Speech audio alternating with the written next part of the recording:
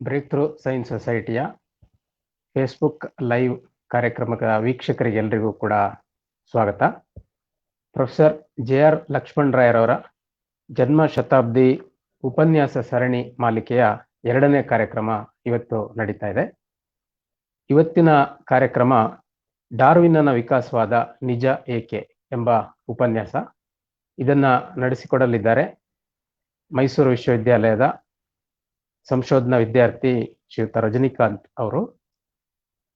Darwin ವಾಸ್ತವದಲ್ಲಿ ಹುಟ್ಟಿದ್ದು February 12ನೇ ತಾರೀಕು ಅವರ ಜನ್ಮದಿನ 1809 ಇಸ್ವಿನಲ್ಲಿ.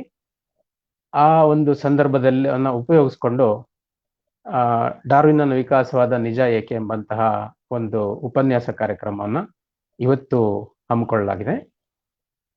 ಡಾರ್ವಿನ್ ಅಂತ ಹೇಳಿದಾಗ ಇನ್ನೂ ಒಂದು ವಿಷಯ ಪ್ರೊಫೆಸರ್ JRL ಅವರಿಗೆ ಸಂಬಂಧಪಟ್ಟ ಹಾಗೆ ನೆನಪಿಗೆ ಬರೋದೇನು ಅಂತ ಹೇಳಿದ್ರೆ, ಡಾರ್ವಿನ್ನನ ಆತ್ಮಕಥೆ ಅಂತ ಹೇಳುವಂತ, ಅಂದ್ರೆ ಡಾರ್ವಿನ್ನನ ಆಟೋಬಯೋಗ್ರಫಿಯನ್ನ ಶ್ರೀಮತಿ ಜೀವುಬಾಯಿ ಲಕ್ಷ್ಮಣರಾಯರು ಕನ್ನಡಕ್ಕೆ ಅನುವಾದ ಮಾಡಿದ್ದಾರೆ. ಅದನ್ನ ನವಕರ್ನಾಟಕ ಪ್ರಕಟಣೆ ಕೂಡ ಮಾಡಿದೆ. ಇದಕ್ಕೊಂದು ಹಿನ್ನೆಲೆ ಇದೆ. 1960ರ ದಶಕದಲ್ಲಿ ಅವರು ಪ್ರೊಫೆಸರ್ ಲಕ್ಷ್ಮಣರಾಯರು ಶಿವಮೊಗ್ಗದಲ್ಲಿ ಕೆಲಸ ಮಾಡ್ತಾ ಇದ್ದಂಥ ಸಂದರ್ಭದಲ್ಲಿ ಅವರ ಮಕ್ಕಳೆಲ್ಲರೂ ಚಿಕ್ಕವರಿದ್ದು ಅವರ ಶಾಲೆಗೆ ಹೋದ್ಮೇಲೆ ಅವರ ಪತ್ನಿ ಜೀವುಬಾಯಿ ಅವರು ಅವ್ರಿಗೆ ಸಾಕಷ್ಟು ಸಮಯಾವಕಾಶ ಮನೆಯಲ್ಲಿ ಇರ್ತಾ ಇತ್ತು. ಅಂತ ಸಂದರ್ಭದಲ್ಲಿ ಲಕ್ಷ್ಮಣರಾಯರು ಡಾರ್ವಿನ್ನನ ಒಂದು ಜೀವನ ಚರಿತ್ರೆಯನ್ನ ಅವರ ಮುಂದೆ ಇಟ್ಟು ಇದನ್ನ ಕನ್ನಡಕ್ಕೆ ಅನುವಾದ ಮಾಡು ಅಂತ ಹೇಳಿ ಅವರಿಗೆ ಪ್ರೇರೇಪಣೆ ಕೊಟ್ಟರು ಅಂತ ಹೇಳಿ. ಅದುವರೆಗೆ ಕೇವಲ ಪತ್ರ ವ್ಯವಹಾರ ಮಾಡೋದವರಿಗೆ ಗೊತ್ತಿತ್ತೇ ವಿನಃ ಈ ತರ ಅನುವಾದ ಮಾಡಿದ ಅನುಭವ ಅವರಿಗೆ ಇರಲಿಲ್ಲ. ಅವರಿಗೆ ಆ ಒಂದು ಮಾಡಬಹುದು ಅನ್ನುವ ವಿಶ್ವಾಸವನ್ನ ತುಂಬಿದವರು ಕೂಡ ಲಕ್ಷ್ಮಣರಾಯರು ಅಂತ ಹೇಳಿ ಹೇಳ್ತಾರೆ. ಆದ್ರೆ ಅದು ಬರೆದು ಪ್ರಕಟಣೆ 1961ರಲ್ಲಿ ಮೊದಲ ಪ್ರಕಟಣೆ ಅದಾಯ್ತು. ಮೊದಲ ಬಾರಿಗೆ ಪ್ರಕಟಣೆ ಆದ್ಮೇಲೆ ಅದಕ್ಕೆ ತುಂಬಾ ಉತ್ತಮ ಪ್ರತಿಕ್ರಿಯೆ, ವಿಮರ್ಶೆ ಬಂದಿದೆ. ಅದು 3 ಮುದ್ರಣಗಳನ್ನ ಕಂಡಿದೆ ಇದುವರೆಗೆ. ಲಕ್ಷ್ಮಣರಾಯರೇ ಕೆಲವು ಸಂದರ್ಭದಲ್ಲಿ ಇವರ ಜೀವುಬಾಯಿ ಅವರ ಭಾಷೆ ನನಗಿಂತ ಹೆಚ್ಚು ಸುಲಲಿತವಾಗಿದೆ, ಅವರ ಭಾಷಾ ಕಲಿಕೆಯ ಸಾಮರ್ಥ್ಯ ನನಗಿಂತ ಚೆನ್ನಾಗಿದೆ ಅಂತ ಹೇಳಿ ಅಭಿಪ್ರಾಯ ಪಟ್ಟಿದ್ದು ಕೂಡ ಇದೆಯಂತೆ. ಇನ್ನು ಅವರು ಜೀವುಬಾಯಿ ಲಕ್ಷ್ಮಣರಾಯರ ಬಗ್ಗೆ ಹೇಳೋದಿದ್ರೆ, ಅವರು ಡಾರ್ವಿನ್ನನ ಆತ್ಮಕಥೆ ಮಾತ್ರ ಅಲ್ಲದೆ ಲಿಯೋಪಾಲ್ಡ್ ಇನ್ಫೆಲ್ಡ್ ಅಂತ ಹೇಳಿ ಒಬ್ರು ವಿಜ್ಞಾನಿಯ ಜೀವನ ಚರಿತ್ರೆ ಕ್ವೆಸ್ಟ್ ಅಂತ ಹೇಳಿ ಅದನ್ನ ಕೂಡ ಶೋಧ ಅನ್ನೋ ಹೆಸರಿನಲ್ಲಿ ಕನ್ನಡಕ್ಕೆ ಅನುವಾದ ಮಾಡಿದ್ದಾರೆ. ಆಮೇಲೆ ಅವರು ಮತ್ತೆ ಲಕ್ಷ್ಮಣರಾಯರ್ ಇಬ್ರು ಜೊತೆಗೆ ಸೇರಿ ಇತ್ತೀಚೆಗೆ, ಅಂದ್ರೆ ಪ್ರಾಯಶಃ 2013 ಅಥವಾ 2014ರಲ್ಲಿ ಇರಬೇಕು, ಆರ್ನಾಲ್ಡ್ ಕೆಟಲ್ ಅವರ ಕಾರ್ಲ್ ಮಾರ್ಕ್ಸ್ ಅವರ ಜೀವನ ಚರಿತ್ರೆಯನ್ನ ಕೂಡ ಕನ್ನಡಕ್ಕೆ ಅನುವಾದ ಮಾಡಿದ್ದಾರೆ. ಹಾಗೆ ಡಾರ್ವಿನ್ ಅಂತ ಹೇಳಿದಾಗ ಈ ಒಂದು ಪುಸ್ತಕವನ್ನ ನಾವು ನೆನಪಿಸ್ಕೋಬೇಕು. ಇದನ್ನ ಕನ್ನಡಕ್ಕೆ ಕೂಡ ಅವರು ತಂದಿರೋದನ್ನ. ಈಗ ನಾವು ಈ ಕಾರ್ಯಕ್ರಮಕ್ಕೆ ಬರೋಣ. ಈ ಡಾರ್ವಿನ್ನನ ವಿಕಾಸವಾದ ನಿಜ ಏಕೆ, ಈ ಒಂದು ಉಪನ್ಯಾಸವನ್ನ ಇವತ್ತು ನೀಡಲಿರೋರು ಸಿ ರಜನಿಕಾಂತ್ ಅವರು. ಇವರು council for scientific and industrial research CSIR ನ ಹಿರಿಯ ಸೀನಿಯರ್ ರಿಸರ್ಚ್ ಫೆಲೋ ಆಗಿ ಮೈಸೂರು ವಿಶ್ವವಿದ್ಯಾಲಯದಲ್ಲಿದ್ದಾರೆ. ಹಾಗೇನೆ ಅವರು PhD ವಿದ್ಯಾರ್ಥಿ ಕೂಡ ಹೌದು. ಜೆನೆಟಿಕ್ಸ್ ತಳಿಶಾಸ್ತ್ರ ವಿಭಾಗದಲ್ಲಿ ಅವರು ತಮ್ಮ ಸಂಶೋಧನೆಯನ್ನ ಮಾಡ್ತಾ ಇದ್ದಾರೆ. ಅವರು ಪ್ರಾಣಿಶಾಸ್ತ್ರದಲ್ಲಿ ಜುವಾಲಜಿನಲ್ಲಿ ಮೈಸೂರು ವಿಶ್ವವಿದ್ಯಾಲಯದಿಂದ MSc ಪದವಿಯನ್ನು ಕೂಡ ಪಡೆದಿದ್ದಾರೆ. ಅವರು ಹಲವು ವಿಜ್ಞಾನದ ಒಂದು ಮ್ಯಾಗಝಿನ್ಗಳಲ್ಲಿ ಸಂಶೋಧನಾ ಪ್ರಬಂಧಗಳನ್ನ ಪ್ರಕಟಿಸಿದ್ದಾರೆ, ವಿಜ್ಞಾನ ಸಮ್ಮೇಳನಗಳಲ್ಲಿ ಪ್ರಬಂಧಗಳನ್ನ ಮಂಡಿಸಿದ್ದಾರೆ. ಹಾಗೇನೆ ಎಲ್ಲದಕ್ಕಿಂತ ಮುಖ್ಯವಾಗಿ ವಿಜ್ಞಾನವನ್ನ ಜನರಿಗೆ ತಲುಪಿಸ್ಬೇಕು ಅಂತ ಹೇಳಿ ಅವರು ತಮ್ಮ ಸಮಯವನ್ನ ವಿನಿಯೋಗಿಸ್ತಾರೆ, ಸಕ್ರಿಯವಾಗಿ ಪಾಲ್ಗೊಳ್ತಾ ಇದ್ದಾರೆ. ಹಳ್ಳಿಯ ಶಾಲೆಗಳಿಗೆ ಹೋಗಿ ಮಕ್ಕಳಿಗೆ ವಿಜ್ಞಾನವನ್ನ ಒಂದು ಬೋಧನೆ ಮಾಡುವಂಥದ್ದು, ವಿಜ್ಞಾನದ ಒಂದು ಪರಿಕಲ್ಪನೆಗಳನ್ನ ಸರಳವಾಗಿ ಅವರಿಗೆ ತಿಳಿಸುವಂತ ಪ್ರಯತ್ನವನ್ನ ಮಾಡ್ತಿದ್ದಾರೆ. ಮುಖ್ಯವಾಗಿ ವಿಕಾಸವಾದಕ್ಕೆ ಸಂಬಂಧಪಟ್ಟ ಹಾಗೆ.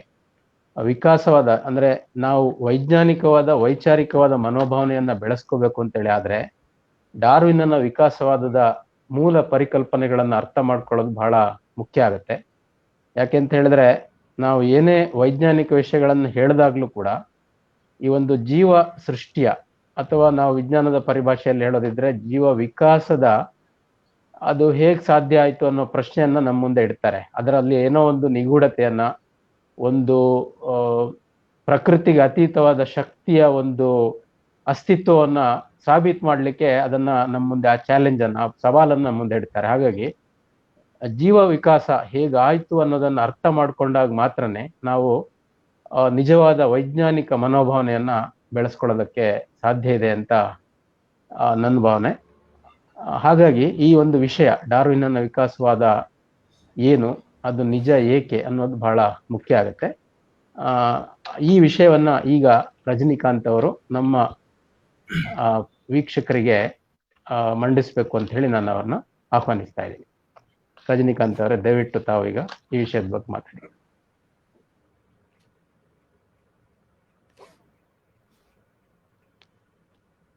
ಥ್ಯಾಂಕ್ ಯು ರವಿ ಅವರೇ.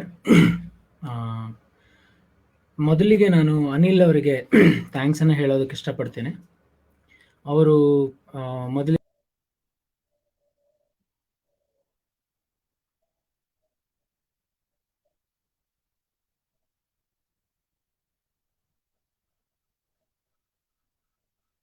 ಪ್ರಾಯಶಃ ತಾಂತ್ರಿಕ ತೊಂದರೆಯಿಂದಾಗಿ ರಜನಿಕಾಂತ್ ಅವರ ಸಂಪರ್ಕ ಕಡಿತ ಆಗಿದೆ ಅಂತ ಅನ್ಸುತ್ತೆ. ಅವರು ಮತ್ತೆ ಸಂಪರ್ಕಕ್ಕೆ ಬರುವವರೆಗೆ ಡಾರ್ವಿನ್ ಅವರ ಏನೊಂದು ಒರಿಜಿನ್ ಆಫ್ ಸ್ಪೀಶೀಸ್ ಅಥವಾ ಜೀವ ಸಂಕುಲಗಳ ಉಗಮ ಅಂತ ಹೇಳುವ ಕೃತಿಯನ್ನ 1859ರಲ್ಲಿ ಪ್ರಕಟಿಸಿದ್ರು. ಅದು ಎಲ್ಲ ಅಂದ್ರೆ ಈಗ ಜೀವ ವಿಕಾಸ ಹೇಗಾಯ್ತು ಅನ್ನುವ ಒಂದು ಪ್ರಶ್ನೆಗೆ ಒಂದು ಉತ್ತರವನ್ನ ಕೊಡ್ತು. ಬಹಳ ದೊಡ್ಡ ಒಂದು ವಿವಾದವನ್ನು ಕೂಡ ಅದು ಅವಾಗ ಸೃಷ್ಟಿ ಮಾಡಿತ್ತು. ನಾನು ಇದನ್ನ ಯಾಕೆ ನೆನಪಿಸ್ಕೊಳ್ತಾ ಇದ್ದೀನಿ ಅಂತ ಹೇಳಿದ್ರೆ, ಅದರ 150ನೇ ವರ್ಷಾಚರಣೆಯಾಗಿ 2009ರಲ್ಲಿ ಡಾರ್ವಿನ್ ವಿಕಾಸವಾದದ ಬಗ್ಗೆ ನಾವು ಬ್ರೇಕ್ ಥ್ರೂ ಸೈನ್ಸ್ ಸೊಸೈಟಿಯಿಂದ ವಿದ್ಯಾರ್ಥಿಗಳಿಗೆ ಅರ್ಥ ಮಾಡಿಸೋದಕ್ಕೆ ಮೈಸೂರು ಸೇರಿ ರಾಜ್ಯದ ಹಲವು ಜಿಲ್ಲೆಗಳಲ್ಲಿ ಕಾರ್ಯಕ್ರಮಗಳನ್ನ ಮತ್ತೆ ಅವರ ಜೀವನದ ಬಗ್ಗೆ ಮತ್ತೆ ಅವರ ಸೂಕ್ತಿಗಳ ಪ್ರದರ್ಶನವನ್ನ ಮಾಡ್ಕೊಂಡಿದ್ವಿ. ಈಗ ನನಗೆ ಈ ಕಾರ್ಯಕ್ರಮದ ಬಗ್ಗೆ ಮಾತಾಡ್ತಾ ಅದು ಕೂಡ ನೆನಪಿಗೆ ಬಂತು. ಇದರ ಬಗ್ಗೆ ಹಲವಾರು ಗೊಂದಲಗಳಿವೆ. ಡಾರ್ವಿನ್ನ ವಿಕಾಸವಾದದ ಬಗ್ಗೆ ವಿಜ್ಞಾನದ ಒಂದು ಹಿನ್ನೆಲೆ ಇರುವವರು ಕೂಡ ಇದನ್ನ ಗೊಂದಲಪೂರಿತವಾಗಿ ನೋಡ್ತಾರೆ. ಹಾಗಾಗಿ ಈ ಒಂದು ಕಾರ್ಯಕ್ರಮಕ್ಕೆ ಇನ್ನಷ್ಟು ಮಹತ್ವ ಇದೆ ಅಂತ ನಾನು ಅನ್ಕೊಂಡಿದ್ದೀನಿ.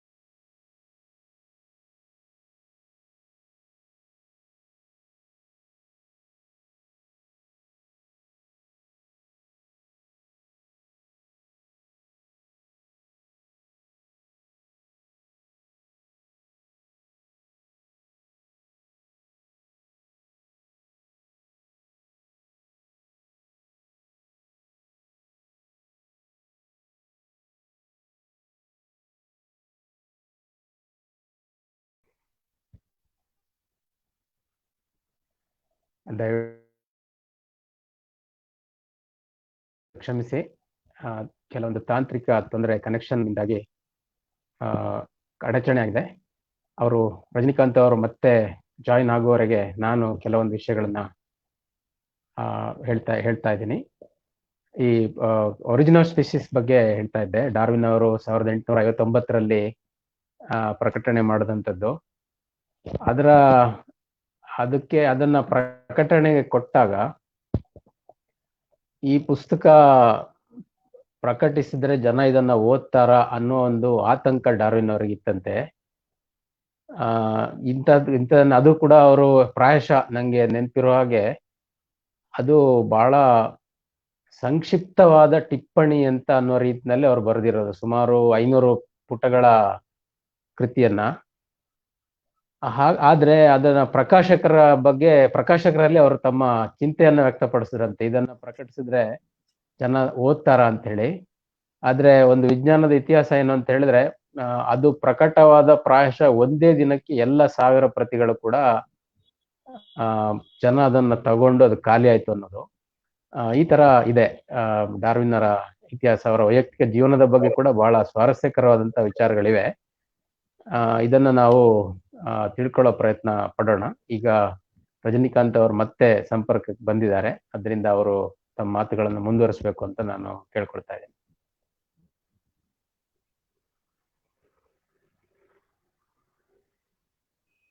ನನ್ನ ಸ್ಕ್ರೀನ್ ಕಾಣಿಸ್ತಿದ್ಯಾ ರವಿ ಸರ್? ಇಲ್ಲ, ನೀವು ಕಾಣಿಸ್ತಾ ಇದ್ದೀರಾ? ಸ್ಕ್ರೀನ್ ಬಂದಿಲ್ಲ. ಈಗ ಕಾಣಿಸ್ತಿದ್ಯಾ? ಈಗ ಬಂದಿದೆ. ಎಸ್. ಹೌದು. ಅಡಚಣೆಗೆ ಸಾರಿ, ಟೆಕ್ನಾಲಜಿ ಮೇಲೆ ರಿಲೇ ಆದ್ರೆ ಹೀಗಾಗ್ತಿರುತ್ತೆ. ಮೊದಲಿಗೆ ನಾನು ಅನಿಲ್ ಅವರಿಗೆ ಧನ್ಯವಾದಗಳನ್ನ ಹೇಳೋದಕ್ಕೆ ಇಷ್ಟಪಡ್ತೇನೆ. ಅವರು JR ಲಕ್ಷ್ಮಣ್ ರಾವ್ ಅವರ ಜನ್ಮ ಶತಾಬ್ದಿ ಪ್ರಯುಕ್ತ ಮಾತಾಡ್ಬೇಕು ಅಂತ ಕೇಳಿದಾಗ ಜೆನೆಟಿಕ್ಸ್ ಬಗ್ಗೆ ಏನಾದ್ರು ಮಾತಾಡಿ ಅಂತ ನಂಗೆ ಕೇಳಿದ್ರು. ಆಗ ನಾನೊಬ್ಬ ವಿಕಾಸ ವಿಜ್ಞಾನಿ ಆಗಿರೋದ್ರಿಂದ ಯಾಕೆ ಎವಲ್ಯೂಷನ್ ಬಗ್ಗೆನೆ ಮಾತಾಡಬಾರ್ದು ಅಂತ ಅನ್ಸಿ ನಾನು ಈ ವಿಷಯವನ್ನ ತಕೊಂಡೆ. ಅದರ ಜೊತೆಗೆ ಯಾಕೆ ನಾವು ಇವತ್ತು ಈ ವಿಷಯದ ಬಗ್ಗೆ ಸ್ವಲ್ಪ ಸೀರಿಯಸ್ ಆಗಿ ಮಾತಾಡಬೇಕು ಅನ್ನೋದಾದ್ರೆ, ಈಗ ಪ್ಯಾಂಡಮಿಕ್ ಸಮಯದಲ್ಲಿ CBSE ಸಿಲೆಬಸ್ ಏನಿದೆ, ಸಮಯದ ಅಭಾವದಿಂದಾಗಿ CBSE ಸಿಲೆಬಸ್ ನಿಂದ ಎವಲ್ಯೂಷನ್ ಮತ್ತೆ ಎಕಾಲಜಿ ಮತ್ತೆ ರಿಪ್ರೊಡಕ್ಷನ್ ಈ ವಿಷಯಗಳ ಸಂಬಂಧಿತ ಒಂದಷ್ಟು ಚಾಪ್ಟರ್ಗಳೇನಿತ್ತು ಅದನ್ನ ಈ ವರ್ಷ ಕೈ ಬಿಡಬೇಕು ಅನ್ನೋ ಒಂದು ಪ್ರಪೋಸಲ್ ಬಂದಿತ್ತು. ಈ ರೀತಿಯ ಇದೊಂದೇ ಇನ್ಸಿಡೆಂಟ್ ಅಲ್ಲದೆ ಈ ರೀತಿಯ ಹಲವಾರು ಪ್ರಯತ್ನಗಳು ವಿಕಾಸವಾದವನ್ನ ವಿದ್ಯಾರ್ಥಿಗಳಿಗೆ ಬೋಧನೆ ಮಾಡಬಾರ್ದು ಅನ್ನೋ ಒಂದು ಮೋಟಿವ್ ಇಂದ ಈ ರೀತಿಯ ಪ್ರಯತ್ನಗಳು ನಡೀತಲೇ ಇವೆ. ಸೊ ಆದ್ರಿಂದ ನಾನು ಈ ವಿಷಯದ ಬಗ್ಗೆ ಮಾತಾಡಬೇಕು ಅನ್ನೋ ಒಂದು ತೀರ್ಮಾನ ಮಾಡಿದೆ. ಮತ್ತೆ ಬ್ರೇಕ್ ಥ್ರೂ ಸೊಸೈಟಿ ಅವರಿಗೆ, ದೀಪ್ತಿ ಅವರಿಗೆ ಮತ್ತೆ ರವಿ ಸರ್ ಅವರಿಗೆ ಧನ್ಯವಾದಗಳನ್ನ ಹೇಳೋಕೆ ಇಷ್ಟಪಡ್ತೇನೆ, ಇದನ್ನ ಆರ್ಗನೈಸ್ ಮಾಡೋದಕ್ಕೆ ಸಹಕರಿಸಿದ್ದಕ್ಕಾಗಿ. ಸೊ ಮೊದಲಿಗೆ ನಾವು ಡಾರ್ವಿನ್ನನ ವಿಕಾಸವಾದ ಅಂತ ಒಬ್ಬ ಜನಸಾಮಾನ್ಯರಿಗೆ ಮಾತಾಡಿದಾಗ ಅವರು ಮೊದಲು ಹೇಳೋದೇನಂತ ಹೇಳಿದ್ರೆ, ಅದೇ ನಮ್ಗೂ ಗೊತ್ತು, ಡಾರ್ವಿನ್ನನ ವಿಕಾಸವಾದ ಮಂಗನಿಂದ ಮಾನವ ಅಂತ. ಇದು ಒಂದು ಕಾಮನ್ ಸಿನಾನಿಮ್ ಆಗ್ಬಿಟ್ಟಿದೆ ವಿಕಾಸವಾದಕ್ಕೆ. ಅದನ್ನ ಫಾಲೋ ಮಾಡೋ ಇನ್ನೊಂದು ಕ್ವೆಶ್ಚನ್ ಏನಂತ ಹೇಳಿದ್ರೆ, ಮಂಗನಿಂದ ಮಾನವ ಆದ್ರೆ ಯಾಕೆ ಇನ್ನ ಮಂಗಗಳು ಇನ್ನ ಬದುಕಿವೆ ಅನ್ನೋದು ಒಂದು ಫಾಲೋ ಅಪ್ ಕ್ವೆಶ್ಚನ್ ತರ ಅವರು ಕೇಳ್ತಾರೆ. ಯಾಕೆ ಅಂತ ನಾನು ಈ ಒಂದು ಲೆಕ್ಚರ್ ನಲ್ಲಿ ನಿಮಗೆ ಕನ್ವಿನ್ಸ್ ಮಾಡೋದಕ್ಕೆ ಪ್ರಯತ್ನ ಮಾಡ್ತೇನೆ. ಯಾಕೆ ಅಂತ ಹೇಳಿದ್ರೆ, ಮಂಗನಿಂದ ಅಷ್ಟೇ ಮಾನವ ಬರಲಿಲ್ಲ, ಮೀನಿನಿಂದಲೂ ಮಾನವ ಬಂದ, ಒಂದು ಬ್ಯಾಕ್ಟೀರಿಯಾದಿಂದಲೂ ಮಾನವ ಬಂದ. ಅದು ನಿಜವಾದ ವಿಕಾಸವಾದವನ್ನ ಅರ್ಥ ಮಾಡಿಕೊಂಡವ್ರಿಗೆ ಮಾತ್ರ ಇದು ಏನು ಅಂತ ಒಂದು ಅರ್ಥ ಆಗ್ತದೆ. ಸೊ ನಾವು ನಮ್ಮ ಸುತ್ತಮುತ್ತ ಎಷ್ಟೊಂದು ಪ್ರಭೇದಗಳನ್ನ ನೋಡ್ತೇವೆ. ಪ್ರಭೇದಗಳು ಪ್ರಾಣಿಗಳಾಗಿರ್ಬೋದು, ಪಕ್ಷಿಗಳಾಗಿರ್ಬೋದು, ಸಸ್ಯಗಳಾಗಿರ್ಬೋದು. ನಮಗೆ ಈಗ ನಾವು ಗುರುತಿಸಲ್ಪಟ್ಟಿರುವಂತಹ ಪ್ರಭೇದಗಳು 1.2 ಮಿಲಿಯನ್ ಅಷ್ಟು ಪ್ರಭೇದಗಳನ್ನ ನಾವೀಗ ಆಲ್ರೆಡಿ ಕ್ಲಾಸಿಫೈ ಮಾಡಿದ್ದೇವೆ.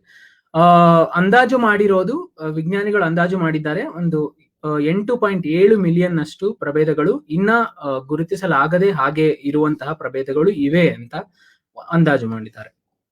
ಇದೆಲ್ಲವನ್ನ ನಾವು ನೋಡಿದಾಗ ಈಗ ಅಥವಾ ನಮಗೆ ಎವಲ್ಯೂಷನ್ ಇಂದ ಇದೆಲ್ಲ ಬಂತು ಅಂತ ಗೊತ್ತಿಲ್ಲದಕ್ಕೂ ಮುಂಚೆ ಇವೆಲ್ಲವನ್ನ ನೋಡಿದಾಗ ನಮಗೆ ಒಂದು ಪ್ರಶ್ನೆ ಕಾಡತ್ತೆ, ಹೇಗೆ ಈ ಇಷ್ಟೊಂದು ಬಗೆಯ ಇಷ್ಟೊಂದು ಜಾತಿಯ ಪ್ರಾಣಿ ಪಕ್ಷಿಗಳು ಮರಗಳು ಹೇಗೆ ಬಂದವು ಅನ್ನೋದು ಯಾವಾಗ್ಲೂ ಮನುಷ್ಯನನ್ನ ಕಾಡಿರುವಂತಹ ಒಂದು ಪ್ರಶ್ನೆ. ಸೊ ಅದನ್ನ ನಾವು ಎವಲ್ಯೂಷನರಿ ಥಾಟ್ ಅಥವಾ ವಿಕಸನೀಯ ಚಿಂತನೆ ಅಂತ ನಾವು ಹೇಳ್ತೇವೆ. ಇದು ಕ್ರಿಸ್ತ ಪೂರ್ವದಿಂದಲೂ ಈ ವಿಕಸನೀಯ ಚಿಂತನೆ ಇದೆ. ಅರಿಸ್ಟಾಟಲ್ ನ ಸಮಯದಲ್ಲಿ ಎಲ್ಲರೂ ಏನ್ ಅನ್ಕೊಂಡಿದ್ರು ಅಂದ್ರೆ ಜೀವವಿಲ್ಲದ ವಸ್ತುಗಳಿಂದ ಜೀವಿಗಳು ಸೃಷ್ಟಿಯಾಗ್ತವೆ ಅಂತ ಮೊದಲಿಗೆ ತಿಳ್ಕೊಂಡಿದ್ರು. ಅದೇ ಥಾಟ್, ಅದೇ ಎವಲ್ಯೂಷನರಿ ಥಾಟ್ 17 ಮತ್ತು 18ನೇ ಶತಮಾನದವರೆಗೂ ಜನರು ಹಾಗೆ ತಿಳ್ಕೊಂಡಿದ್ರು. ಹೇಗೆ ಜೀವಿಗಳು ಉಗಮವಾಗ್ತವೆ ಅಂದ್ರೆ ಜೀವವಿಲ್ಲದ ವಸ್ತುಗಳಿಂದ ಉಗಮವಾಗ್ತವೆ. ಉದಾಹರಣೆಗೆ ಗೋಣಿ ಚೀಲಗಳಿಂದ ಇಲಿಗಳು ಬರೋದನ್ನ ಒಂದಷ್ಟು ಜನ ನೋಡಿದ್ರು. ಅದು ಗೋಣಿ ಚೀಲಗಳಿಂದಲೇ ಇಲಿಗಳು ಉತ್ಪತ್ತಿ ಆಗ್ತವೆ. ಹಾಗೆ ಮಾಂಸದ ಮೇಲೆ ಒಂದಷ್ಟು ಮ್ಯಾಗಟ್ಸ್ ಗಳನ್ನ ನೋಡ್ತಾ ಇದ್ರು. ಅವರು ಮಾಂಸದಿಂದಲೇ ಮ್ಯಾಗಟ್ಸ್ ಗಳು ಬರ್ತಾ ಇವೆ, ಹೀಗೆ ಜನರು ಅಂದ್ಕೊಂಡಿದ್ರು. 17 ಮತ್ತು 18ನೇ ಶತಮಾನದಲ್ಲಿ ಫ್ರಾನ್ಸಿಸ್ಕೋ ರೆಡಿ ಮತ್ತು ಲಜಾರೋ ಅನ್ನುವಂತಹ ಇಬ್ರು ವಿಜ್ಞಾನಿಗಳು ಈ ಒಂದು ಎಕ್ಸ್ಪೆರಿಮೆಂಟ್ ಅನ್ನು ಮಾಡಿದ್ರು. ಈ ಎಕ್ಸ್ಪೆರಿಮೆಂಟ್ ಸೆಟಪ್ ಹೀಗಿದೆ. ಅವರು ಒಂದು ಬೀಕರ್ ನಲ್ಲಿ ಒಂದು ಮಾಂಸವನ್ನ ಇಟ್ಟು ಅದನ್ನ ಕಂಪ್ಲೀಟ್ ಸೀಲ್ ಮಾಡಿದ್ರು. ಇನ್ನೊಂದು ಬೀಕರ್ ನಲ್ಲಿ ಮಾಂಸವನ್ನಿಟ್ಟು ಅದನ್ನ ಬಟ್ಟೆಯಿಂದ ಸೀಲ್ ಮಾಡಿದ್ರು. ಇನ್ನೊಂದು ಬೀಕರ್ ನಲ್ಲಿ ಮಾಂಸವನ್ನಿಟ್ಟು ಅದನ್ನ ಸೀಲ್ ಮಾಡದೆ ಹಾಗೆ ಬಿಟ್ಟಿದ್ರು. ಇದನ್ನ ಸ್ವಲ್ಪ ದಿನಗಳ ನಂತರ ಬಿಟ್ಟು ಆಮೇಲೆ ನೋಡಿದಾಗ ಸೀಲ್ ಮಾಡಿದ್ದಂತಹ ಬೀಕರ್ ನಲ್ಲಿ ಯಾವುದೇ ಮ್ಯಾಗಟ್ ಆಗ್ಲಿ ಯಾವುದೇ ಎಗ್ ಆಗ್ಲಿ ಏನೂ ಇರಲಿಲ್ಲ. ಬಟ್ಟೆಯಲ್ಲಿ ಎಲ್ಲಿ ಸೀಲ್ ಮಾಡಿದ್ರು ಅಲ್ಲಿ ಮ್ಯಾಗಟ್ಸ್ ಬಟ್ಟೆಯ ಮೇಲೆ ಕಾಣಿಸಿದವು. ಬೀಕರ್ ನಲ್ಲಿ ಸೀಲ್ ಮಾಡದ ಬೀಕರ್ ನಲ್ಲಿ ಮ್ಯಾಗಟ್ಗಳು ಮಾಂಸದ ಮೇಲೆ ಇದ್ವು. ಸೊ ಈ ಒಂದು ಎಕ್ಸ್ಪೆರಿಮೆಂಟ್ ನಿಂದ ಸ್ಪಾಂಟೇನಿಯಸ್ ಜನರೇಷನ್ ಅಂತ ಏನು ಒಂದು ಥಿಯರಿ ಇತ್ತು ಅವಾಗ, ಜೀವಗಳು ಸ್ಪಾಂಟೇನಿಯಸ್ ಆಗಿ ನಿರ್ಜೀವ ವಸ್ತುಗಳಿಂದ ಬರ್ತವೆ ಅಂತ ಏನೋ ಒಂದು ಅಂಡರ್ಸ್ಟ್ಯಾಂಡಿಂಗ್ ಇತ್ತು, ಅದನ್ನ ಡಿಸ್ಪ್ರೂವ್ ಮಾಡಲಾಯಿತು. ತದನಂತರ 1859ರಲ್ಲಿ ಲೂಯಿಸ್ ಪ್ಯಾಶ್ಚರ್ ಅನ್ನುವಂತಹ ಒಬ್ಬ ಮೈಕ್ರೋಬಯಾಲಜಿಸ್ಟ್ ಬಯೋಜೆನೆಸಿಸ್ ನಿಯಮವನ್ನ ಪ್ರಪೋಸ್ ಮಾಡ್ದ. ಅಂದ್ರೆ ಜೀವಿಗಳು ಬದುಕಿರುವಂತಹ ಜೀವಿಗಳಿಂದಲೇ ಬರ್ತವೆ ಅಂತ. ಅವನು ಮಾಡಿದಂತಹ ಒಂದು ಎಕ್ಸ್ಪೆರಿಮೆಂಟ್ ನಲ್ಲಿ ಹೀಗೆ ಒಂದು ಈ ಬೀಕರ್ ತಗೊಂಡು ಆ ಬೀಕರ್ ನಲ್ಲಿ ಮಾಂಸದ ಬ್ರೋತ್ ಅಂತ ಏನಿದೆ ಅದನ್ನ ಇಟ್ಟು ಅದನ್ನ ಕ್ಲೋಸ್ ಮಾಡಿರುವಂತಹ ಬೀಕರ್ನ ಸ್ವಲ್ಪ ದಿನ ಇಟ್ಟಾಗ ಅಲ್ಲಿ ಯಾವುದೇ ಬ್ಯಾಕ್ಟೀರಿಯಾಗಳು ಬೆಳೆದಿರಲಿಲ್ಲ. ಅದೇ ಆ ಕ್ಲೋಸ್ ಆಗಿರುವಂತಹ ಬೀಕರ್ ನ ಲಿಡ್ ಅನ್ನ ತೆಗೆದಾಗ ಅಲ್ಲಿ ಬ್ಯಾಕ್ಟೀರಿಯಾಗಳು ಬರ್ತಿದ್ವು. ಸೊ ಈ ಅಬ್ಸರ್ವೇಷನ್ ನ ಮೂಲಕ ಅವನು ಬಯೋಜೆನೆಸಿಸ್ ನಿಯಮವನ್ನ ಪ್ರಪೋಸ್ ಮಾಡ್ದ. ಹೀಗೆ ಮುಂದೆ 1809ರಲ್ಲಿ ಲೆಮಾರ್ಕ್ ಅನ್ನುವಂತಹ ಒಬ್ಬ ನ್ಯಾಚುರಲಿಸ್ಟ್ ಟ್ರಾನ್ಸ್ಮ್ಯೂಟೇಷನ್ ಆಫ್ ಸ್ಪೀಶೀಸ್ ಅನ್ನೋ ಒಂದು ಪರಿಕಲ್ಪನೆಯನ್ನ ತಂದ. ಇದೇ ಮೊದಲ ಬಾರಿಗೆ ಬೇರೆ ಯಾವ ಸೂಪರ್ ನ್ಯಾಚುರಲ್ ಎಂಟಿಟಿನ ತರದೆ ಒಂದಷ್ಟು ವೈಜ್ಞಾನಿಕವಾಗಿ ವಿಕಾಸದ ಬಗ್ಗೆ ಯೋಚಿಸಿದಂತಹ ಮೊದಲಿಗ ಇವನು. ಅವನು ಏನ್ ಹೇಳ್ದ, ಹೇಗೆ ಜೀವಿಗಳು ವಿಕಾಸ ಆಗ್ತವೆ ಅಂತ ಹೇಳ್ದ ಅಂತ ಹೇಳಿದ್ರೆ, ಜೀವಿಗಳಿಗೆ ಒಂದು ಇಂಟರ್ನಲ್ ಡಿಸೈರ್ ಇರ್ತದೆ. ಒಂದು ಕ್ಯಾರೆಕ್ಟರ್ ಅನ್ನ ಅಕ್ವೈರ್ ಮಾಡ್ಕೊಳ್ಳೋದಕ್ಕೆ ಇಂಟರ್ನಲ್ ಡಿಸೈರ್ ಇರ್ತದೆ. ಆ ಡಿಸೈರ್ ನಿಂದ ಜೀವಿಗಳಲ್ಲಿ ಹೊಸದಾದಂತಹ ಕ್ಯಾರೆಕ್ಟರ್ಗಳು ಬರ್ತವೆ. ಅಂದ್ರೆ ಅದನ್ನ ಇನ್ಹೆರಿಟೆನ್ಸ್ ಆಫ್ ಅಕ್ವೈರ್ಡ್ ಕ್ಯಾರೆಕ್ಟರ್ಸ್ ಅಂತ ಇಂಗ್ಲಿಷ್ ನಲ್ಲಿ ಹೇಳ್ತೇವೆ. ಸೊ ಅದಕ್ಕೆ ಒಂದು ಫೇಮಸ್ ಉದಾಹರಣೆ ಇದೆ. ಆ ಉದಾಹರಣೆಯ ಪ್ರಕಾರ ಅದು ಒಂದು ಜಿರಾಫೆ ಉದಾಹರಣೆ. ಜಿರಾಫೆ ಮರದ ಎಲೆಗಳನ್ನ ತಿನ್ನೋದಕ್ಕೆ ಅದರ ಕುತ್ತಿಗೆಯನ್ನ ಎಕ್ಸ್ಟೆಂಡ್ ಮಾಡಿ ಅದಕ್ಕೆ ಎತ್ತರವಾದಂತಹ ಕುತ್ತಿಗೆ ಬಂತು ಅನ್ನೋ ಒಂದು ವಾದವನ್ನ ಮಂಡಿಸಿದ್ದ. ನಂತರ ಅಗಸ್ಟ್ ವೈಸ್ಮನ್ ಅನ್ನುವ ಒಬ್ಬ ವ್ಯಕ್ತಿ, ಒಬ್ಬ ವಿಜ್ಞಾನಿ ಇದನ್ನ ಡಿಸ್ಪ್ರೂವ್ ಮಾಡ್ದ. ಅದು ಹೇಗೆ ಡಿಸ್ಪ್ರೂವ್ ಮಾಡ್ದ, ಮತ್ತೆ ಅವನು ಆಲ್ಸೋ ಈ ಪ್ರಪೋಸ್ ಥಿಯರಿ ಆಫ್ ಜಂಪ್ಲಾಸಮ್. ಅವನ ಎಕ್ಸ್ಪೆರಿಮೆಂಟಲ್ ಸೆಟಪ್ ಹೇಗಿತ್ತು ಅಂತ ಹೇಳಿದ್ರೆ, ಅವನು ಒಂದು ಹೆಣ್ಣು ಮತ್ತು ಗಂಡು ಇಲಿಗಳನ್ನ ತಗೊಂಡು ಆ ಹೆಣ್ಣು ಮತ್ತು ಗಂಡು ಇಲಿಗಳ ಬಾಲವನ್ನ ಕತ್ತರಿಸ್ದ. ಹಾಗೆ ಆ ಬಾಲವನ್ನ ಕತ್ತರಿಸಿದ ಗಂಡು ಮತ್ತು ಹೆಣ್ಣು ಇಲಿಗಳು ಮೇಟ್ ಮಾಡಿದಾಗ ನೆಕ್ಸ್ಟ್ ಜನರೇಷನ್ ಅಲ್ಲಿ ಲೆಮಾರ್ಕನ ಪ್ರಕಾರ ಬಾಲ ಇಲ್ಲದಂತಹ ಆಫ್ಸ್ಪ್ರಿಂಗ್ಗಳು ಬರಬೇಕಾಗಿತ್ತು. 19 ಜನರೇಷನ್ ವರೆಗೂ ಅವನು ಈ ತರ ಬಾಲವನ್ನ ಕಟ್ ಮಾಡಿದ ನಂತರವೂ ಆಫ್ಸ್ಪ್ರಿಂಗ್ಗಳು ಬಾಲಗಳು ಇದ್ವು.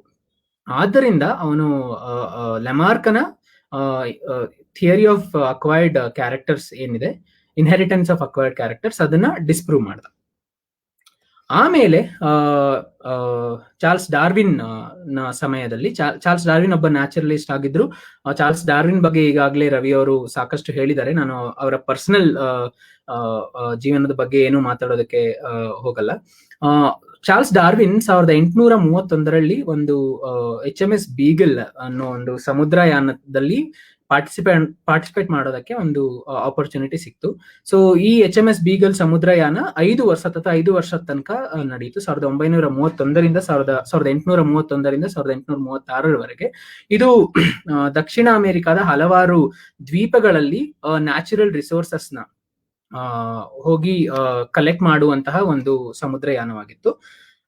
ಇಲ್ಲಿ ಡಾರ್ವಿನ್ ಈ ಸಮುದ್ರಯಾನದ ಸಂದರ್ಭದಲ್ಲಿ ಒಂದಷ್ಟು ಅಬ್ಸರ್ವೇಷನ್ಸ್ ಮಾಡಿದ್ರು. 5 ವರ್ಷದ ಸಮಯದಲ್ಲಿ ಅವರು ಒಂದಷ್ಟು ಪಳೆಯುಳಿಕೆಗಳನ್ನ ಕಲೆಕ್ಟ್ ಮಾಡಿದ್ರು, ಒಂದಷ್ಟು ಸ್ಪೆಸಿಮನ್ಸ್ ನ ಕಲೆಕ್ಟ್ ಮಾಡಿದ್ರು. ಸೊ ಅವರು 5 ವರ್ಷ ಆದ್ಮೇಲೆ ವಾಪಸ್ ಇಂಗ್ಲೆಂಡ್ಗೆ ಹೋದಾಗ ಇದನ್ನೆಲ್ಲ ಅನಲೈಸ್ ಮಾಡೋದಕ್ಕೆ ಸ್ಟಾರ್ಟ್ ಮಾಡಿದ್ರು. ಸೊ ಅವರು ದ್ವೀಪಗಳಲ್ಲಿ ಇದ್ದಾಗ ಒಂದು ಮೈಲೋಡಾನ್ ಅನ್ನುವಂತಹ ಒಂದು ಪಳೆಯುಳಿಕೆ ಅವ್ರಿಗೆ ಸಿಕ್ಕಿತ್ತು. ಆ ಪಳೆಯುಳಿಕೆ ಅಲ್ಲೇ ಇದ್ದಂತಹ ಈ ಸ್ಲಾತ್ ಗಳನ್ನ ರಿಸೆಂಬಲ್ ಆಗ್ತಾ ಇತ್ತು. ಅಂದ್ರೆ ಸ್ಲಾತ್ ಗಳಿಗೆ ಮತ್ತೆ ಆ ಪಳೆಯುಳಿಕೆಗೆ ಬಹಳ ಸಾಮ್ಯತೆ ಇದ್ದ ಕಾರಣ ಅವರು ಈ ಸಾಮ್ಯತೆ ಕೋಇನ್ಸಿಡೆಂಟ್ ಅಲ್ಲ, ಈ ಎರಡಕ್ಕೂ ಏನೋ ಒಂದು ಲಿಂಕ್ ಇದೆ ಅನ್ನೋ ಒಂದು ಕ್ಲೂ ಅವರಿಗೆ ಆಗ ಸಿಕ್ಕಿತ್ತು. ಮತ್ತೆ ಗ್ಯಾಲಪಗೋಸ್ ಅನ್ನುವಂತಹ ಒಂದು ಚಿಕ್ಕ ಚಿಕ್ಕ ಐಲ್ಯಾಂಡ್ ಗಳ ಒಂದು ಗುಂಪು, ಆ ಐಲ್ಯಾಂಡ್ ಗಳಲ್ಲಿ ಅಲ್ಲಿರುವಂತಹ ಆಮೆ ಪ್ರಭೇದಗಳು ಅವುಗಳ ಕುತ್ತಿಗೆ ಏನಿದೆ, ಒಂದು ಐಲ್ಯಾಂಡ್ ನಲ್ಲಿ ಅವುಗಳ ಕುತ್ತಿಗೆ ಎತ್ತರ ಇತ್ತು, ಇನ್ನೊಂದು ಐಲ್ಯಾಂಡ್ ನಲ್ಲಿ ಅವುಗಳ ಕುತ್ತಿಗೆ ಚಿಕ್ಕದಾಗಿತ್ತು. ಯಾಕೆ ಹೀಗೆ ಕುತ್ತಿಗೆ ಎತ್ತರ ಮತ್ತೆ ಚಿಕ್ಕದಾಗಿತ್ತು ಅಂತ ಡಾರ್ವಿನ್ ಅವರು ನೋಡಿದಾಗ, ಎತ್ತರವಾದಂತಹ ಕುತ್ತಿಗೆ ಇರುವ ಐಲ್ಯಾಂಡ್ ಏನಿದೆ ಅದು ಒಂದು ಡ್ರೈ ಐಲ್ಯಾಂಡ್ ಆಗಿತ್ತು. ಆದ್ದರಿಂದ ಅಲ್ಲಿ ಒಂದಷ್ಟು ಎತ್ತರ ಇದ್ದಂತಹ ಗಿಡಗಳಿದ್ವು. ಆ ಎತ್ತರದ ಇದ್ದಂತಹ ಗಿಡಗಳಿಂದ ಎಲೆಗಳನ್ನ ತಿನ್ನೋದಕ್ಕೋಸ್ಕರ ಎತ್ತರವಾದಂತಹ ಕುತ್ತಿಗೆ ಇತ್ತು. ಮತ್ತೆ ಇದು ಚಿಕ್ಕದಂತಹ ಕುತ್ತಿಗೆ ಇದ್ದಂತಹ ಆಮೆ ಪ್ರಭೇದ ಏನಿದೆ ಆ ಐಲ್ಯಾಂಡ್ ನಲ್ಲಿ ಅದು ಸ್ವಲ್ಪ ಹ್ಯೂಮಿಡ್ ಐಲ್ಯಾಂಡ್ ಆಗಿತ್ತು. ಅಲ್ಲಿ ಬಹಳವಾದಂತಹ ಗ್ರಾಸ್ ಎಲ್ಲ ಇತ್ತು.